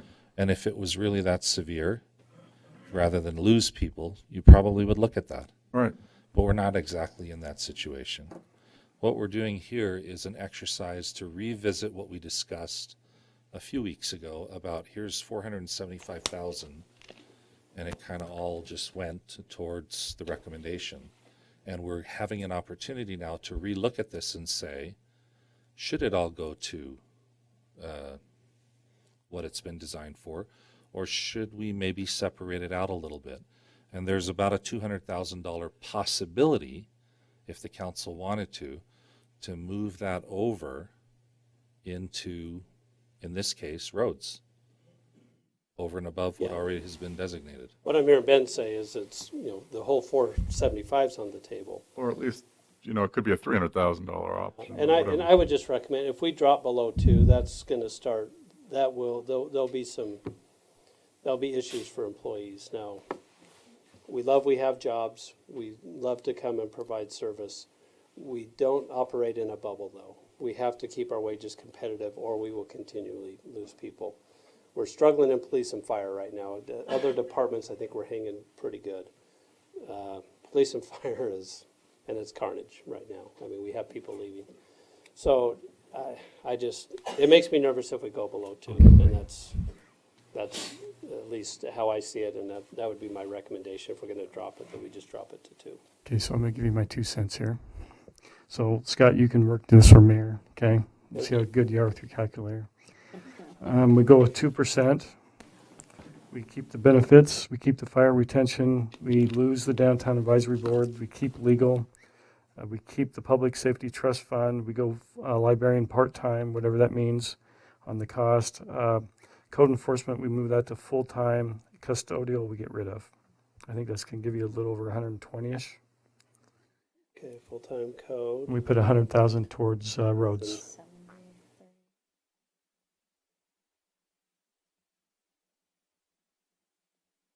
And the salary and wage, that's been 2.5 for how long? Been 2. Oh, it's been 2? Yeah, it's been Okay, 2. for the past, what Since I then would it came say the back. last five or It's 6 been years 2. we've done 2. It's been 2. Okay. Yeah. I think the first year when we came out of the recession, we did 3, and then we've done 2 since then. But we did 3 years of nothing. Yeah. I think it was 2 or 3 years. At or least something. 2 that I'm aware of. Scott? I'm gonna agree with Eric. Basically, I just take the custodial. I agree with Eric with So that. having the code become full-time, is that what, Eric, is that what I heard? You stole my idea, so let's go ahead and clarify, Scott. Part-time librarian and code enforcement, Eric. Yes. That was. I think we're going to come around 125-ish or 128-ish, somewhere in there. Well, so if we flop the library and code, it's probably a wash. Probably pretty close. And so right now, what I'm hearing, we're at about 90,000. So we have 23,000 up top, right? We rounded that up to 25. Okay, so 25,000. We get rid of downtown advisory board. There's 5. There's So that's 30. 30. Um, The custodial 60. Custodial 60. So 90. And you said we're just going to flip-flop the library and Yeah. the it'll code probably be enforcement. Pretty close with benefits. Okay. So I say you find 100,000, put towards roads. Okay. I'll make it, yeah. Other feedback? Yeah. Well, that was, so as far as the numbers themselves go, I'm not partial to a particular number. What I like about this discussion is there is discussion at a detailed level that doesn't take a long time. We have the opportunity to ask questions of the people that are directly impacted. And already two people have come up with about $100,000 additional that could go towards roads. That's really what I'm recommending be done with each of these analyses over 12 meetings. Looking for little pieces of money here and there, and when you add them up, they're real money. So I like the thinking. I appreciate the thinking, both of you. So it's unfortunate Tina's not here because I'd like to drill down on this legal. I mean, when we were first told about this $3,000 request, it was for a computer, but this is an ongoing money slot. If there's training that's a component of that, it's a surprisingly large amount in my mind for the CLE credits that an attorney could achieve in a year's time. Well, we don't have to decide tonight. I mean, Yeah. there's time to get that feedback from Tina. But I'd put that 3,000 on the table. I'd put the 5,000 to Downtown Advisory Board on the table. I'd put all the new hires and the expansions of existing departments on the table. And I think there's more room to work with the salary and wages beyond just the 2.0 recommendation. But I think there's room in there to find a couple $100,000 easily, and that's a start of making movement towards a show of good faith to the public. So I think there's scenarios in there. So does this mean there's no promenade, there's no events downtown at this point? There won't be events funded by, because they wanted to do a couple events last year, they didn't have a budget. They came back to us and said, is there a budget available? And we said, well, we'll make it part of the budget process. What's your request? They sent us the $12,000. We cut it back to 5 as staff. We haven't really communicated to them to say, I mean, I can't remember the request, if it actually specified exactly what events they were I gonna do. think it did, that Ken had. I don't remember right off the And top. do you but have any insight you can share? Oh, yeah. I mean, I guess you have to decide, did you steal that from me? I mean, it's $5,000 in the overall picture. That's not a lot of money, okay? But you have to decide just how important is it to have a downtown advisory board. If you take away their budget, they have nothing to work with, and they're just going to fall apart. We're really just trying to get this ball rolling with them. That's my opinion. If you don't support them money-wise, you're not supporting them. So it's a new function. Well, no, the downtown advisory board's been around for a while, but what's their purpose if there's no events or budget for events and there's no, like, kind of invigorating downtown? I know they had some ideas to bring in some actually permanent things on Main Street as far as banners or Flower pots. some things to kind of beautify downtown. What's their purpose if they don't have any funds to do anything with? We would have some minor purposes as far as design review, assisting with developments, and if that's all we need them for, then I guess that's what we can do. But I guess I'm hoping that we don't get so caught up into the flurry of what we're doing with money in the moment and lose the vision of what we're trying to accomplish downtown and what are the important components of that vision. Sure. And I think the Downtown Advisory Board is an important component. You look at any successful Main Street, and I've been to a few of the Main Street USA conferences, and they're very big on having a local board made up of local people and businesses that promote and work with and do the job for redeveloping downtown. We're far from having that as a successful operating thing, but we need to have it. We need to start somewhere. We can't just expect willy-nilly things are going to happen and be improved downtown. Yeah, we will get some things, but I think there needs to be a lot more coordination, there needs to be effort, and there needs to be support from the city. So I'm actually going to change my vote on that. Well, go ahead. Because we need to invest in downtown, and 5,000, Ken, as you're saying, in the overall scheme of things, is minimal to support the Downtown Advisory Board because they are up and going after several years of not functioning. And I think it would support the business owners, get people, the community out to events and invest in the downtown. There's even some cities, such as Bountiful, I believe, that offered a type of grant. I'm not suggesting that we do this, but because we don't have the funds available or the resources right now, but they offered grant assistance to new businesses to come in to relocate to their downtown.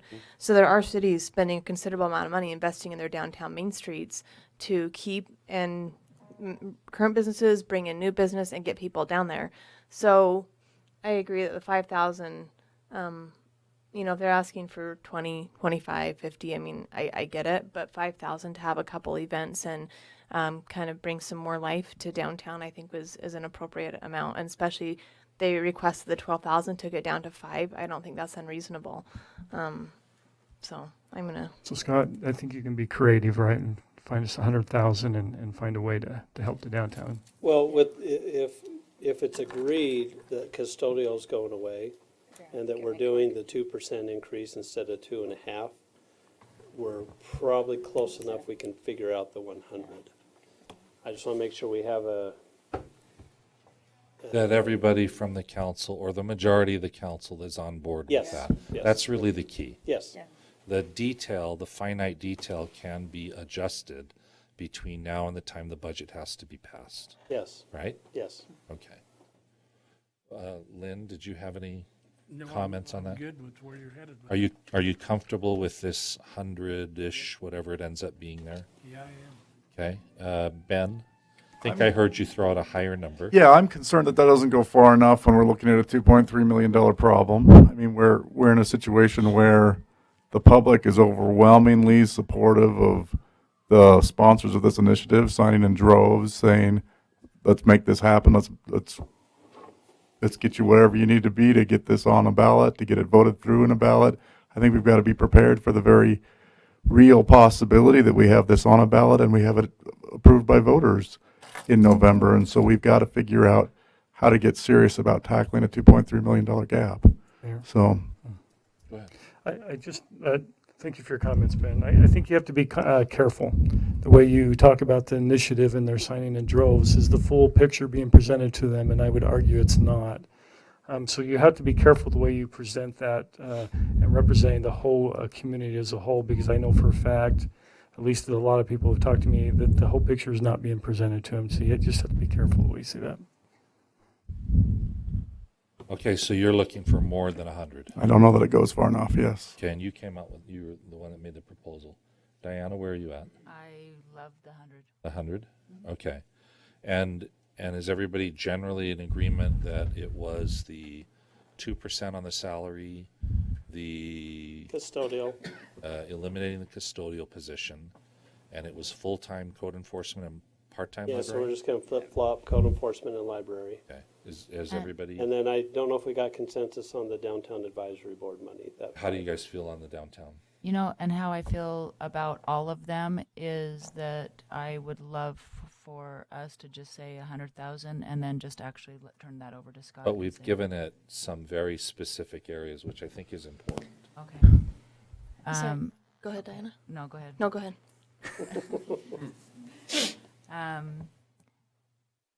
I'm in agreement with some of the things that have been said, but I still think that as directors and Scott, I would love for them to have the ability and freedom. Yeah, I can stand here and say, I want money to go here and there and from here and there, but I think this is a staff decision.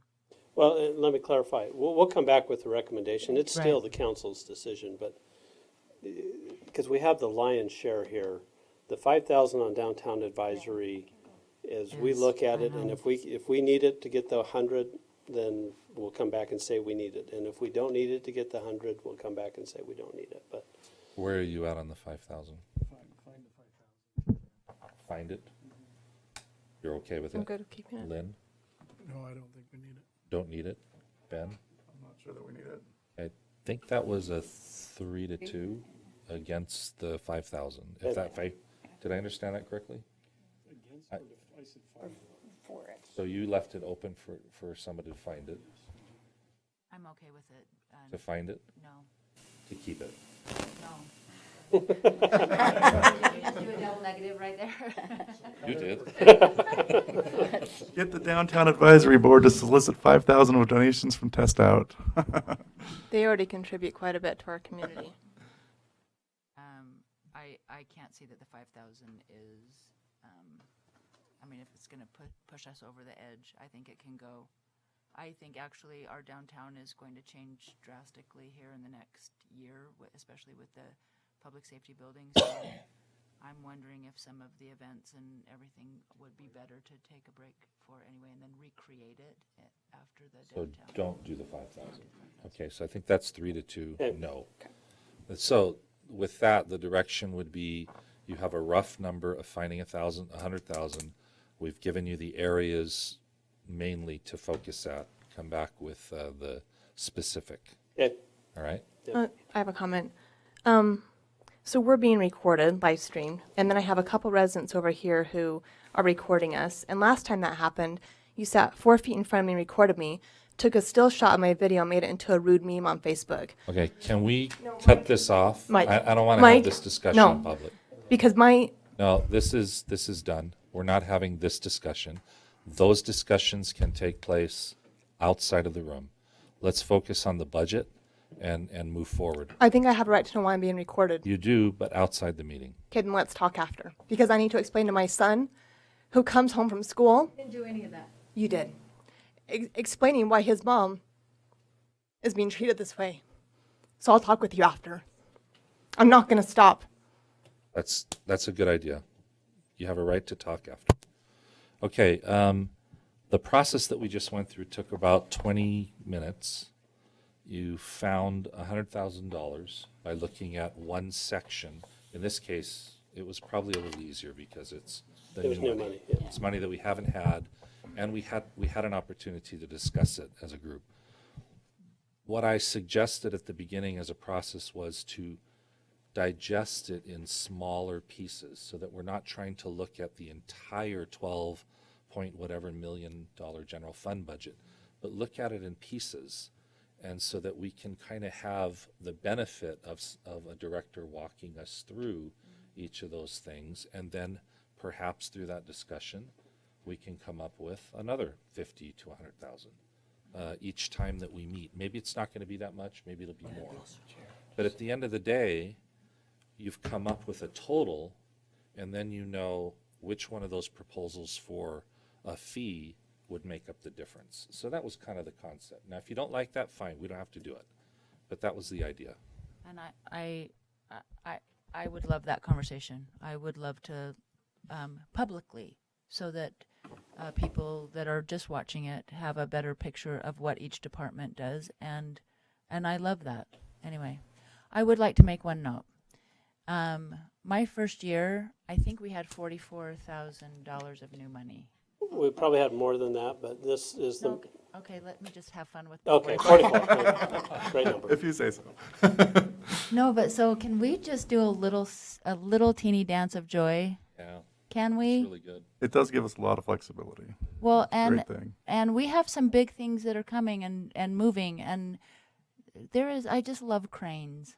There's cranes in Pleasant Grove. That's just happy. So I'm gonna Happy do dance. that's my little happy dance. Okay, My very process orange. question. Where are you at on process? Yes or no? I mean, No. no? I think we've had plenty in the past. so- Sid? No? Lynn, do you want to continue to do this in sections through the whole budget, see how much we can identify? Or are you just done? No, I have no problem with that. You'd like to do that? Ben? Would like to do it. but I Well, have no problem. understood. Yeah, I think it's a valuable exercise that will benefit us. I would also, if I may add a suggestion, not necessarily even by department, but maybe spend a day talking about some things that cross all departments, like how we handle training, for example, or categories like that. I would love to explore. Okay, let me do detail. this. I'll get with Scott and Denise. We'll talk about possible ways of presenting this so that it makes, gives the council something to look at and really have a meaningful discussion. And it's not to put all of our directors on the spot. We don't want them in the political part of this. Right. We want them in the focusing on the delivery of the services. And this should help us all understand when we say cut $100,000, this is what we're talking about. This is where we're going to cut the $100,000 from. So the public can understand the council's making that decision, not the staff. Right? So next time we meet, same Yeah, thing. so, we'll put a game plan together for the next Okay. 6 months or so. And I'll get together with you to make that happen. Okay. But can we talk about road fee? Yeah, Or- we can talk about road fee, sure. Okay. So are we going to come up with one, or where is the, So you just presented several options, which are great. At this point, you may not need the one that's a full 2 point whatever. Right. Because you just came up with $100,000. So if you continue to do this over the course of the next 14 meetings, maybe you only need 2 million. That would reduce both the burden on the citizen and on the businesses. so could we just go with a $1 million road fee possible conversation? That's a different conversation, right? That would be the conversation of how much of the 3.8 do you want to tackle overall? That's what we sent out last year. This is $4.90 and $60 for business. That's the $1 billion. And it doesn't get us to the goal. We actually fall behind, I think. But it's something that we can do right now, or you're holding off until the election? I'm not holding off. Okay. I'm proposing something to the council, and what I said in the beginning was we need to fully fund this thing. So where is that money going to come from? And this is part of it, and the B&C road funds is part of it, the new money's part of it, and a road fee or tax is also part of it.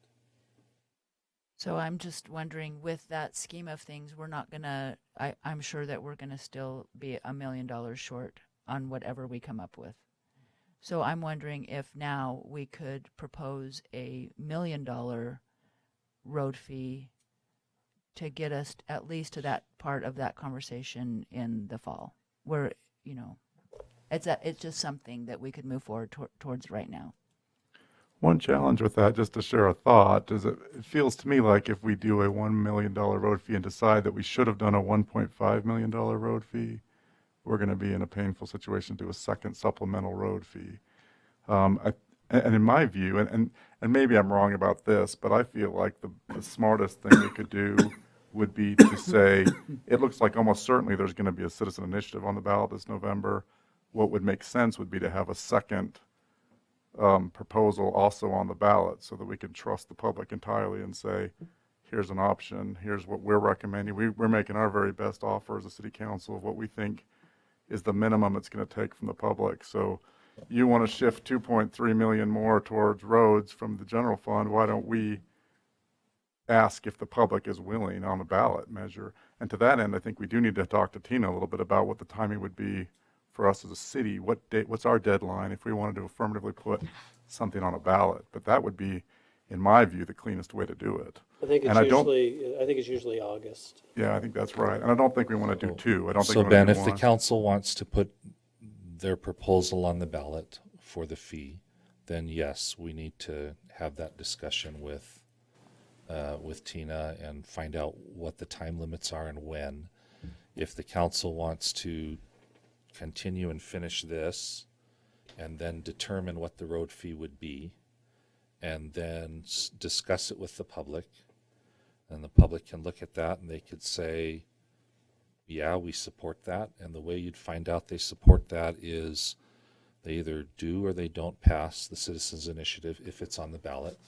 But the work to actually surgically go through the budget and make sure that we've covered everything could continue. And then once that's done and we implement a fee, you already know you have the support because you've gone out and worked with the people. I see what you're saying. It's just a slightly different way of looking at it. Okay, any other discussion on the road fee, the road funding? All right, let's look at the April 18th council agenda.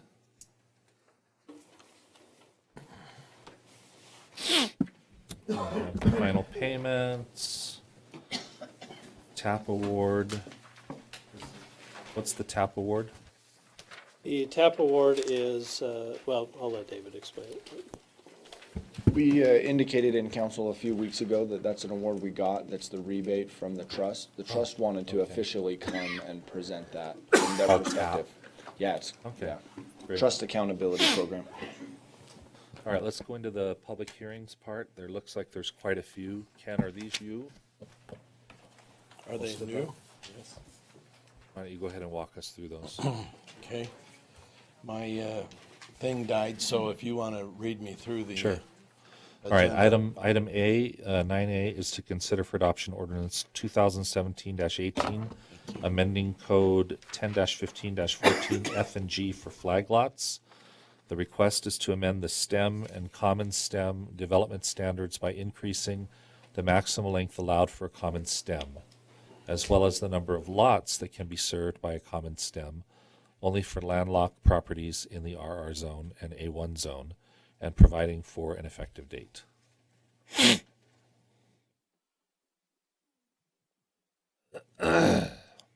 Okay, so you'll recall last year we had a request by Dennis Thane, who has property in Manila area, just adjacent to the Cedar Hills boundary. He would like to, and that's some of the next items are related to this, would like to annex his property into Pleasant Grove from Cedar Hills. And Cedar Hills has approved this now, so the door is open. He has a situation, however, that in order to access his property that he's wanting to annex, he will have to have a flag lot stem that exceeds our current ordinance requirement. So he has a request that we did discuss preliminarily last year, but there were some other options that we felt he should explore, which one of those was to go back to Cedar Hills and find out what they could do. And so now that has been done, the door is open for us to annex that property. There is not another good viable solution to provide access into his property as we annex it in. But in order for us to annex it, we need to have a legal way for it to be accessed. And so that's why this item is on first. And I'll explain that a little bit. But also, his sister Cindy Boyd has joined the application and asked that same section also be amended to allow for, when you have an extended flag lot in this limited situation, 4 lots can be accessed off of that flag lot stem instead of 3 as what's currently allowed.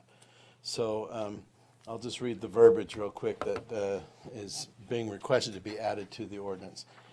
Currently, the maximum length for flag lot stem is 300 feet. So adding on an extension to 400 feet may be approved only for landlocked properties where there is no access available through planned roads as shown on the Pleasant Grove Street vicinity plan, only within the RR rural residential and the A1 agriculture zoning districts.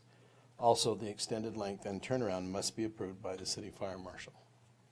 So limiting it to those zones up there and limiting it to a situation where you have a landlocked property without looking at all the opportunities, I don't think we have yet been aware of, but we could explore. But we're not currently aware of any other situation that might take advantage of this situation. So it's certainly not going to be opening the floodgates of a lot of new flag lots or anything. This is allowing for a very unique circumstance.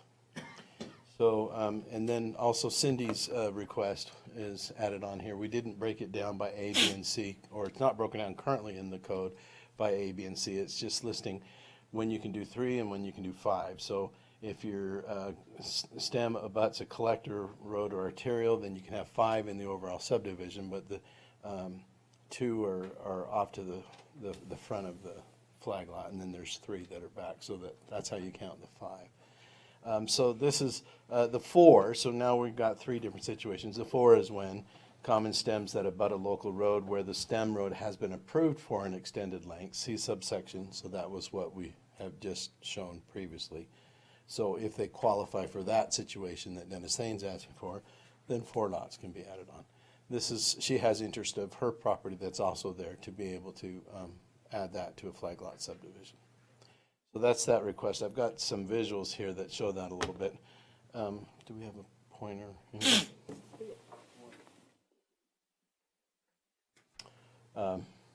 So that this red outlined is Dennis Thane's property in Cedar Hills currently, but for which he's requesting annexation. And this is his Pleasant Grove property that has the flag lot stem in place, and Cindy Boyd's property right here that she'd like to subdivide. So there's a closer up of that with the aerial. And this shows the extended length of that flag lot stem that would come up here. So it is right at 400 feet, so that's the request. So if we approve this, then we're allowing for the opportunity for Dennis Thane's property to be annexed into the city. We wouldn't want to annex it if there wasn't a good way to access it. They have already approved that. Right. Right. So that's the first of 3 items that pertain to this. The next one is the annexation policy plan. Now, you recall recently we annexed a little bit of Don Anderson's property in, and we had to amend our annexation policy plan first in order to show that in the plan. So now we're doing that again with Dennis Thane's property, just to show his property, and that would be in the circled A area, which we also show in the plan more closer up, the particular parcel that we include in the plan. So then this, if we now, after approving the code amendment, then we approve this, now we've paved the way for the actual annexation of his property. So that is the third item there. That's A, B, C. Right. Okay, then item D is ordinance 2017-21, amending the general plan 1.67 acres at 1783 West, 1100 North, from medium density residential to professional, mixed use, and providing for an effective date. Okay, so we have a developer who would like to put in a 91-unit senior assisted living center just close to the area of North County Boulevard on 1100 North. So this is the property outlined in red that they're wanting to use. Most of the property, as you can see, is currently, and this is the general plan map, the general plan land use map designation of professional office uses, which will allow for this size of a facility. And so they would like to do that, but they want to take advantage of this property as well, which does not have that professional office designation on it currently. But they would like to have this piece right here changed to that land use designation. Have you noticed all the proper people? Yes. Okay. So that's that huge Even corner. the improper ones. That's the corner that's vacant, and then this is property next to it? Yes. Now, there are some homes on these 2 properties right here, but that's vacant right there, and this is all vacant. Great. Okay. So let's see. So the next item, actually, I think we didn't get it right on the draft of the agenda, but It's I don't. she updated it. Did you update it? Okay, so I don't have that updated one here. So the next item is the rezone of that same area. So we're looking at, this is the zoning now. So that now that the general plan, if we approve the general plan amendment, that will allow the rezoning of all of this property, including this little piece here, but all of that from R18 to PO. And so this is the PO zone, the professional office zone you've got there. But as I mentioned, all of these properties in here are all general plan for professional office. They just don't have the zoning on some of these pieces yet. But anyway, so that's the request, is to then rezone that to allow for the proposed facility. Is that all part of the one ownership then? No, there are 3 different pieces there that they're under contract with. But I mean, is somebody planning to buy it all and develop it consolidate as it one? and develop? Yes. That's Yes. probably what we're preparing for. Yes. Okay. Anything else? Not on that. Okay, Let's see so then we questions. move down to ordinance 2017-23, and this is rezoning 4 acres from downtown village commercial subdistrict to downtown village zone transitional subdistrict, approximately 350 West Center. Right, so through the process, we started actually last fall talking about downtown rezoning and such, and so staff's been working on that. We've had several meetings with the Planning Commission talking about different zoning amendments to the downtown village zone. And through that process, we came up with the concept of this particular property, which is actually shown, it looks like a separate parcel, but it's actually part of the Costume Craze, which is all one piece right here.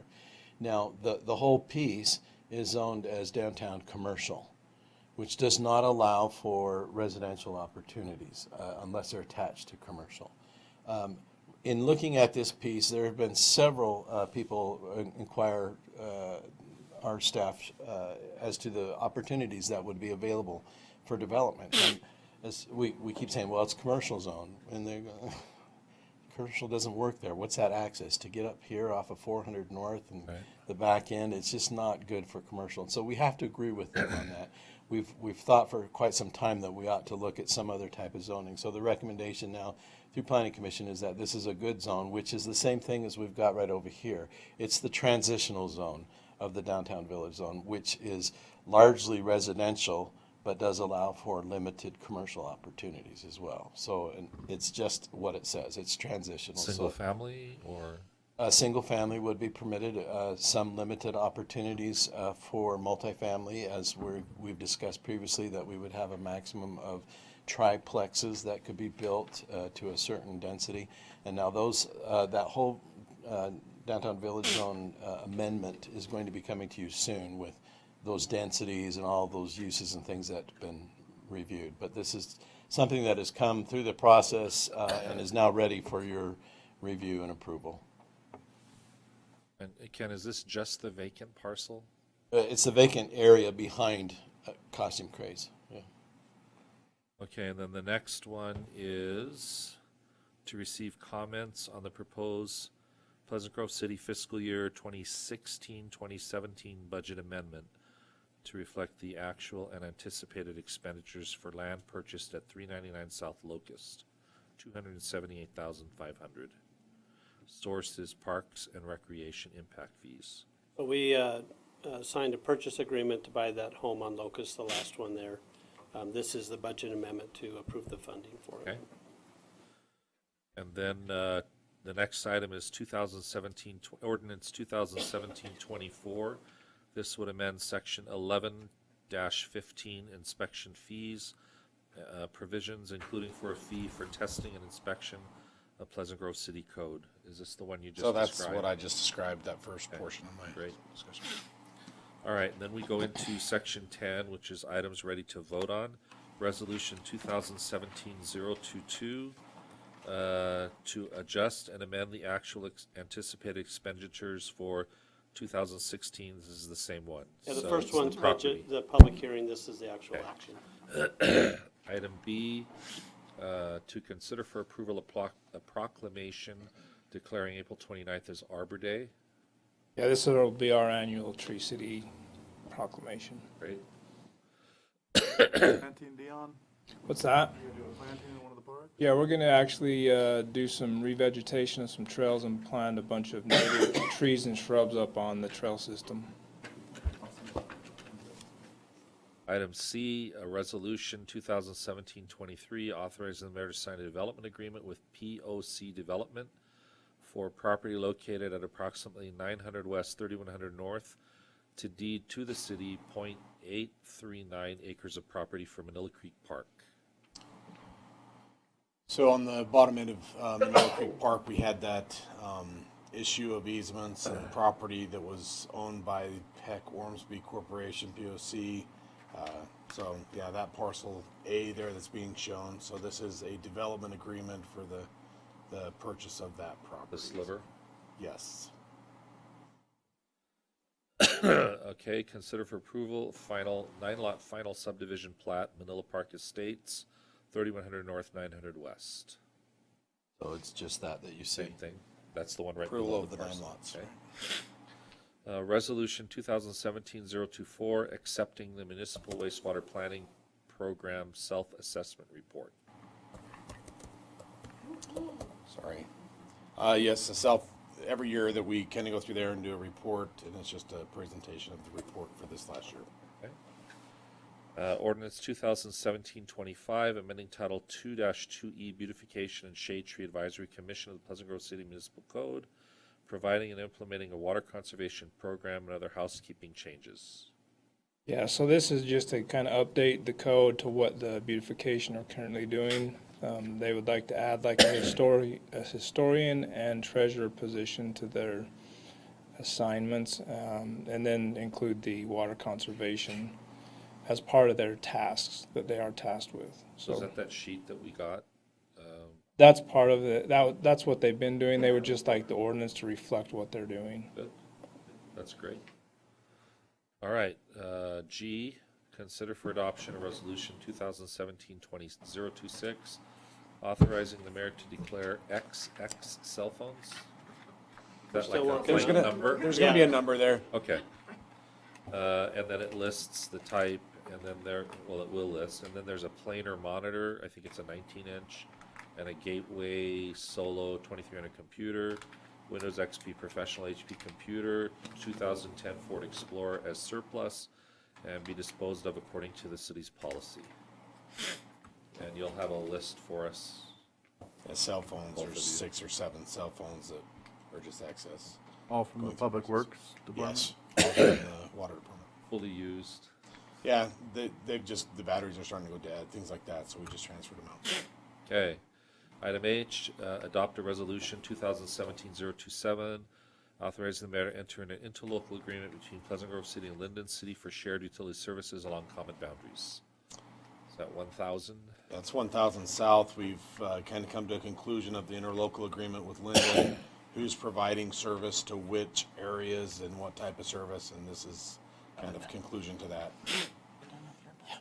Okay. Gotta add one on. And then we'll review the following one. And is that also for the RDA for next time? Yes, just approve the minutes. Okay. Both of those are just to approve the minutes? Okay.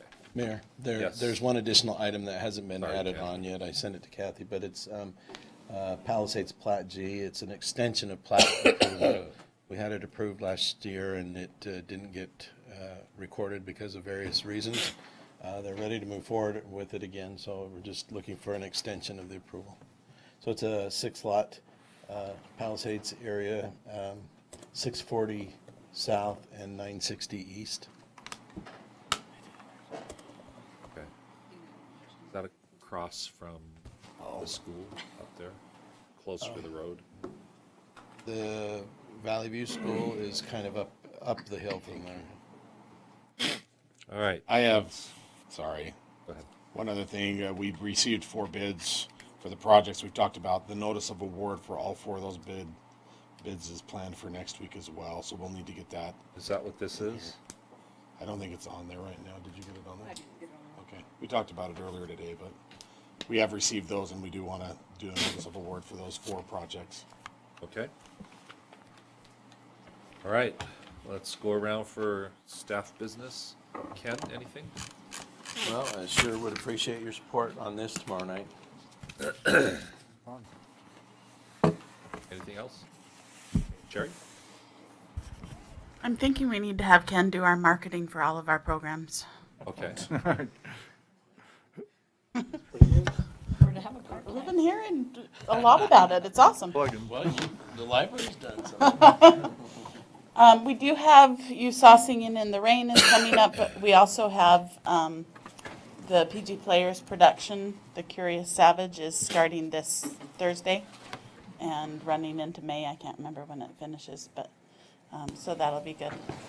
And I'll keep you updated. Libby? Scott? Nothing. Denise? David? Thursday chamber lunch. Okay. Reminder. All right. Dion? Saturday, 4 o'clock baseball opener at Discovery. Thanks, 4. 4 o'clock. Dave?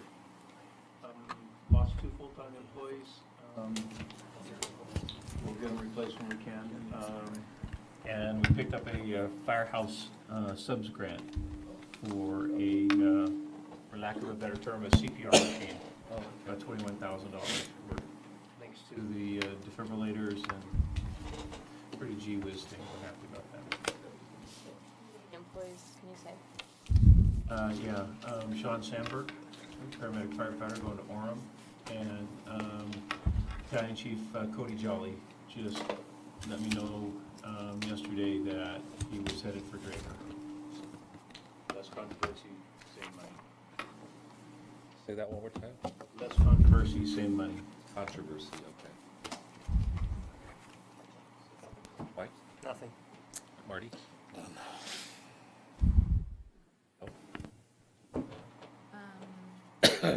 just one thing. I had a business owner on Main Street.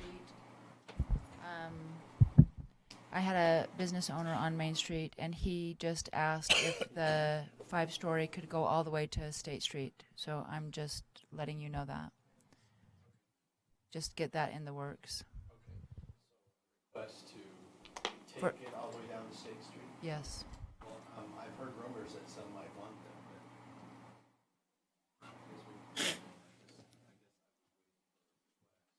Okay. Technically, I think if they're gonna It has to request be a it, request? They probably need to. Okay.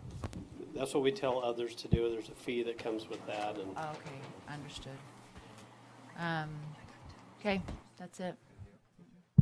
No, Sid? Lynn? Good. Ben? I mentioned 3 weeks ago, Senator Hemmert was coming to speak to the Rotary Club. It was a great presentation, a huge turnout. I know a couple of people in here were there. It was a really good presentation. This Thursday, Representative Green is going to be doing his legislative recap of the session and would also be well worth attending. So if you happen to be free at lunchtime on Thursday, swing by Chubby's and listen to that legislative update. The other thing I wanted to mention was I had a conversation today with the streets manager out of Spanish Fork and a former Spanish Fork council member, and they were talking with me. I guess they had seen Pleasant Grove in the news about our streets and had some suggestions and ideas and said they were willing to help with whatever we ever needed, but they were telling me a lot about their coordination with Salem City and how that was saving them money, and also we're talking about at some point not that long ago, they decided it made sense for their roads to buy their own equipment, and they bought a crack sealing machine, and they bought a small paver, and then started leasing a larger paver. But they said, putting down asphalt that used to cost $80 a ton now costs $57 a ton, and I thought if we could get a 30% savings, it might be worth us considering and doing some analysis on whether we should do that in-house rather than contract out. So, yes, I had a discussion with them this last week as well at a meeting. There's a lot of things they're doing. It's very innovative. Understand that they've also hired the personnel to be able to run that equipment. So in the overall sense of things, at some point when we actually have enough funding to consider that, then yes, definitely we're going to look at it. But, we have a paver, we have a crack seal machine, but the problem is I have to have 6 to 7 guys to run a crack seal machine because you got to have flaggers, you got to have people driving trucks and running the air machine and then the thing. And so by the time we actually get into it, it's really difficult for us to take everybody, shift them to that. We don't have enough personnel to really operate that way. At some point, we will have these discussions because it is efficient to some level of project to do yourself. So. And a side note on Spanish Fork, I happen to have visited with their city manager and 3 of their councilors. Same road, same population. Their budget is $70 million. Ours is 12. So that's why they're doing that. Thank you. No other business. Motion to adjourn. Mayor, I make the motion that we adjourn. Second. All in favor? Aye. Okay, we are adjourned. Thank you.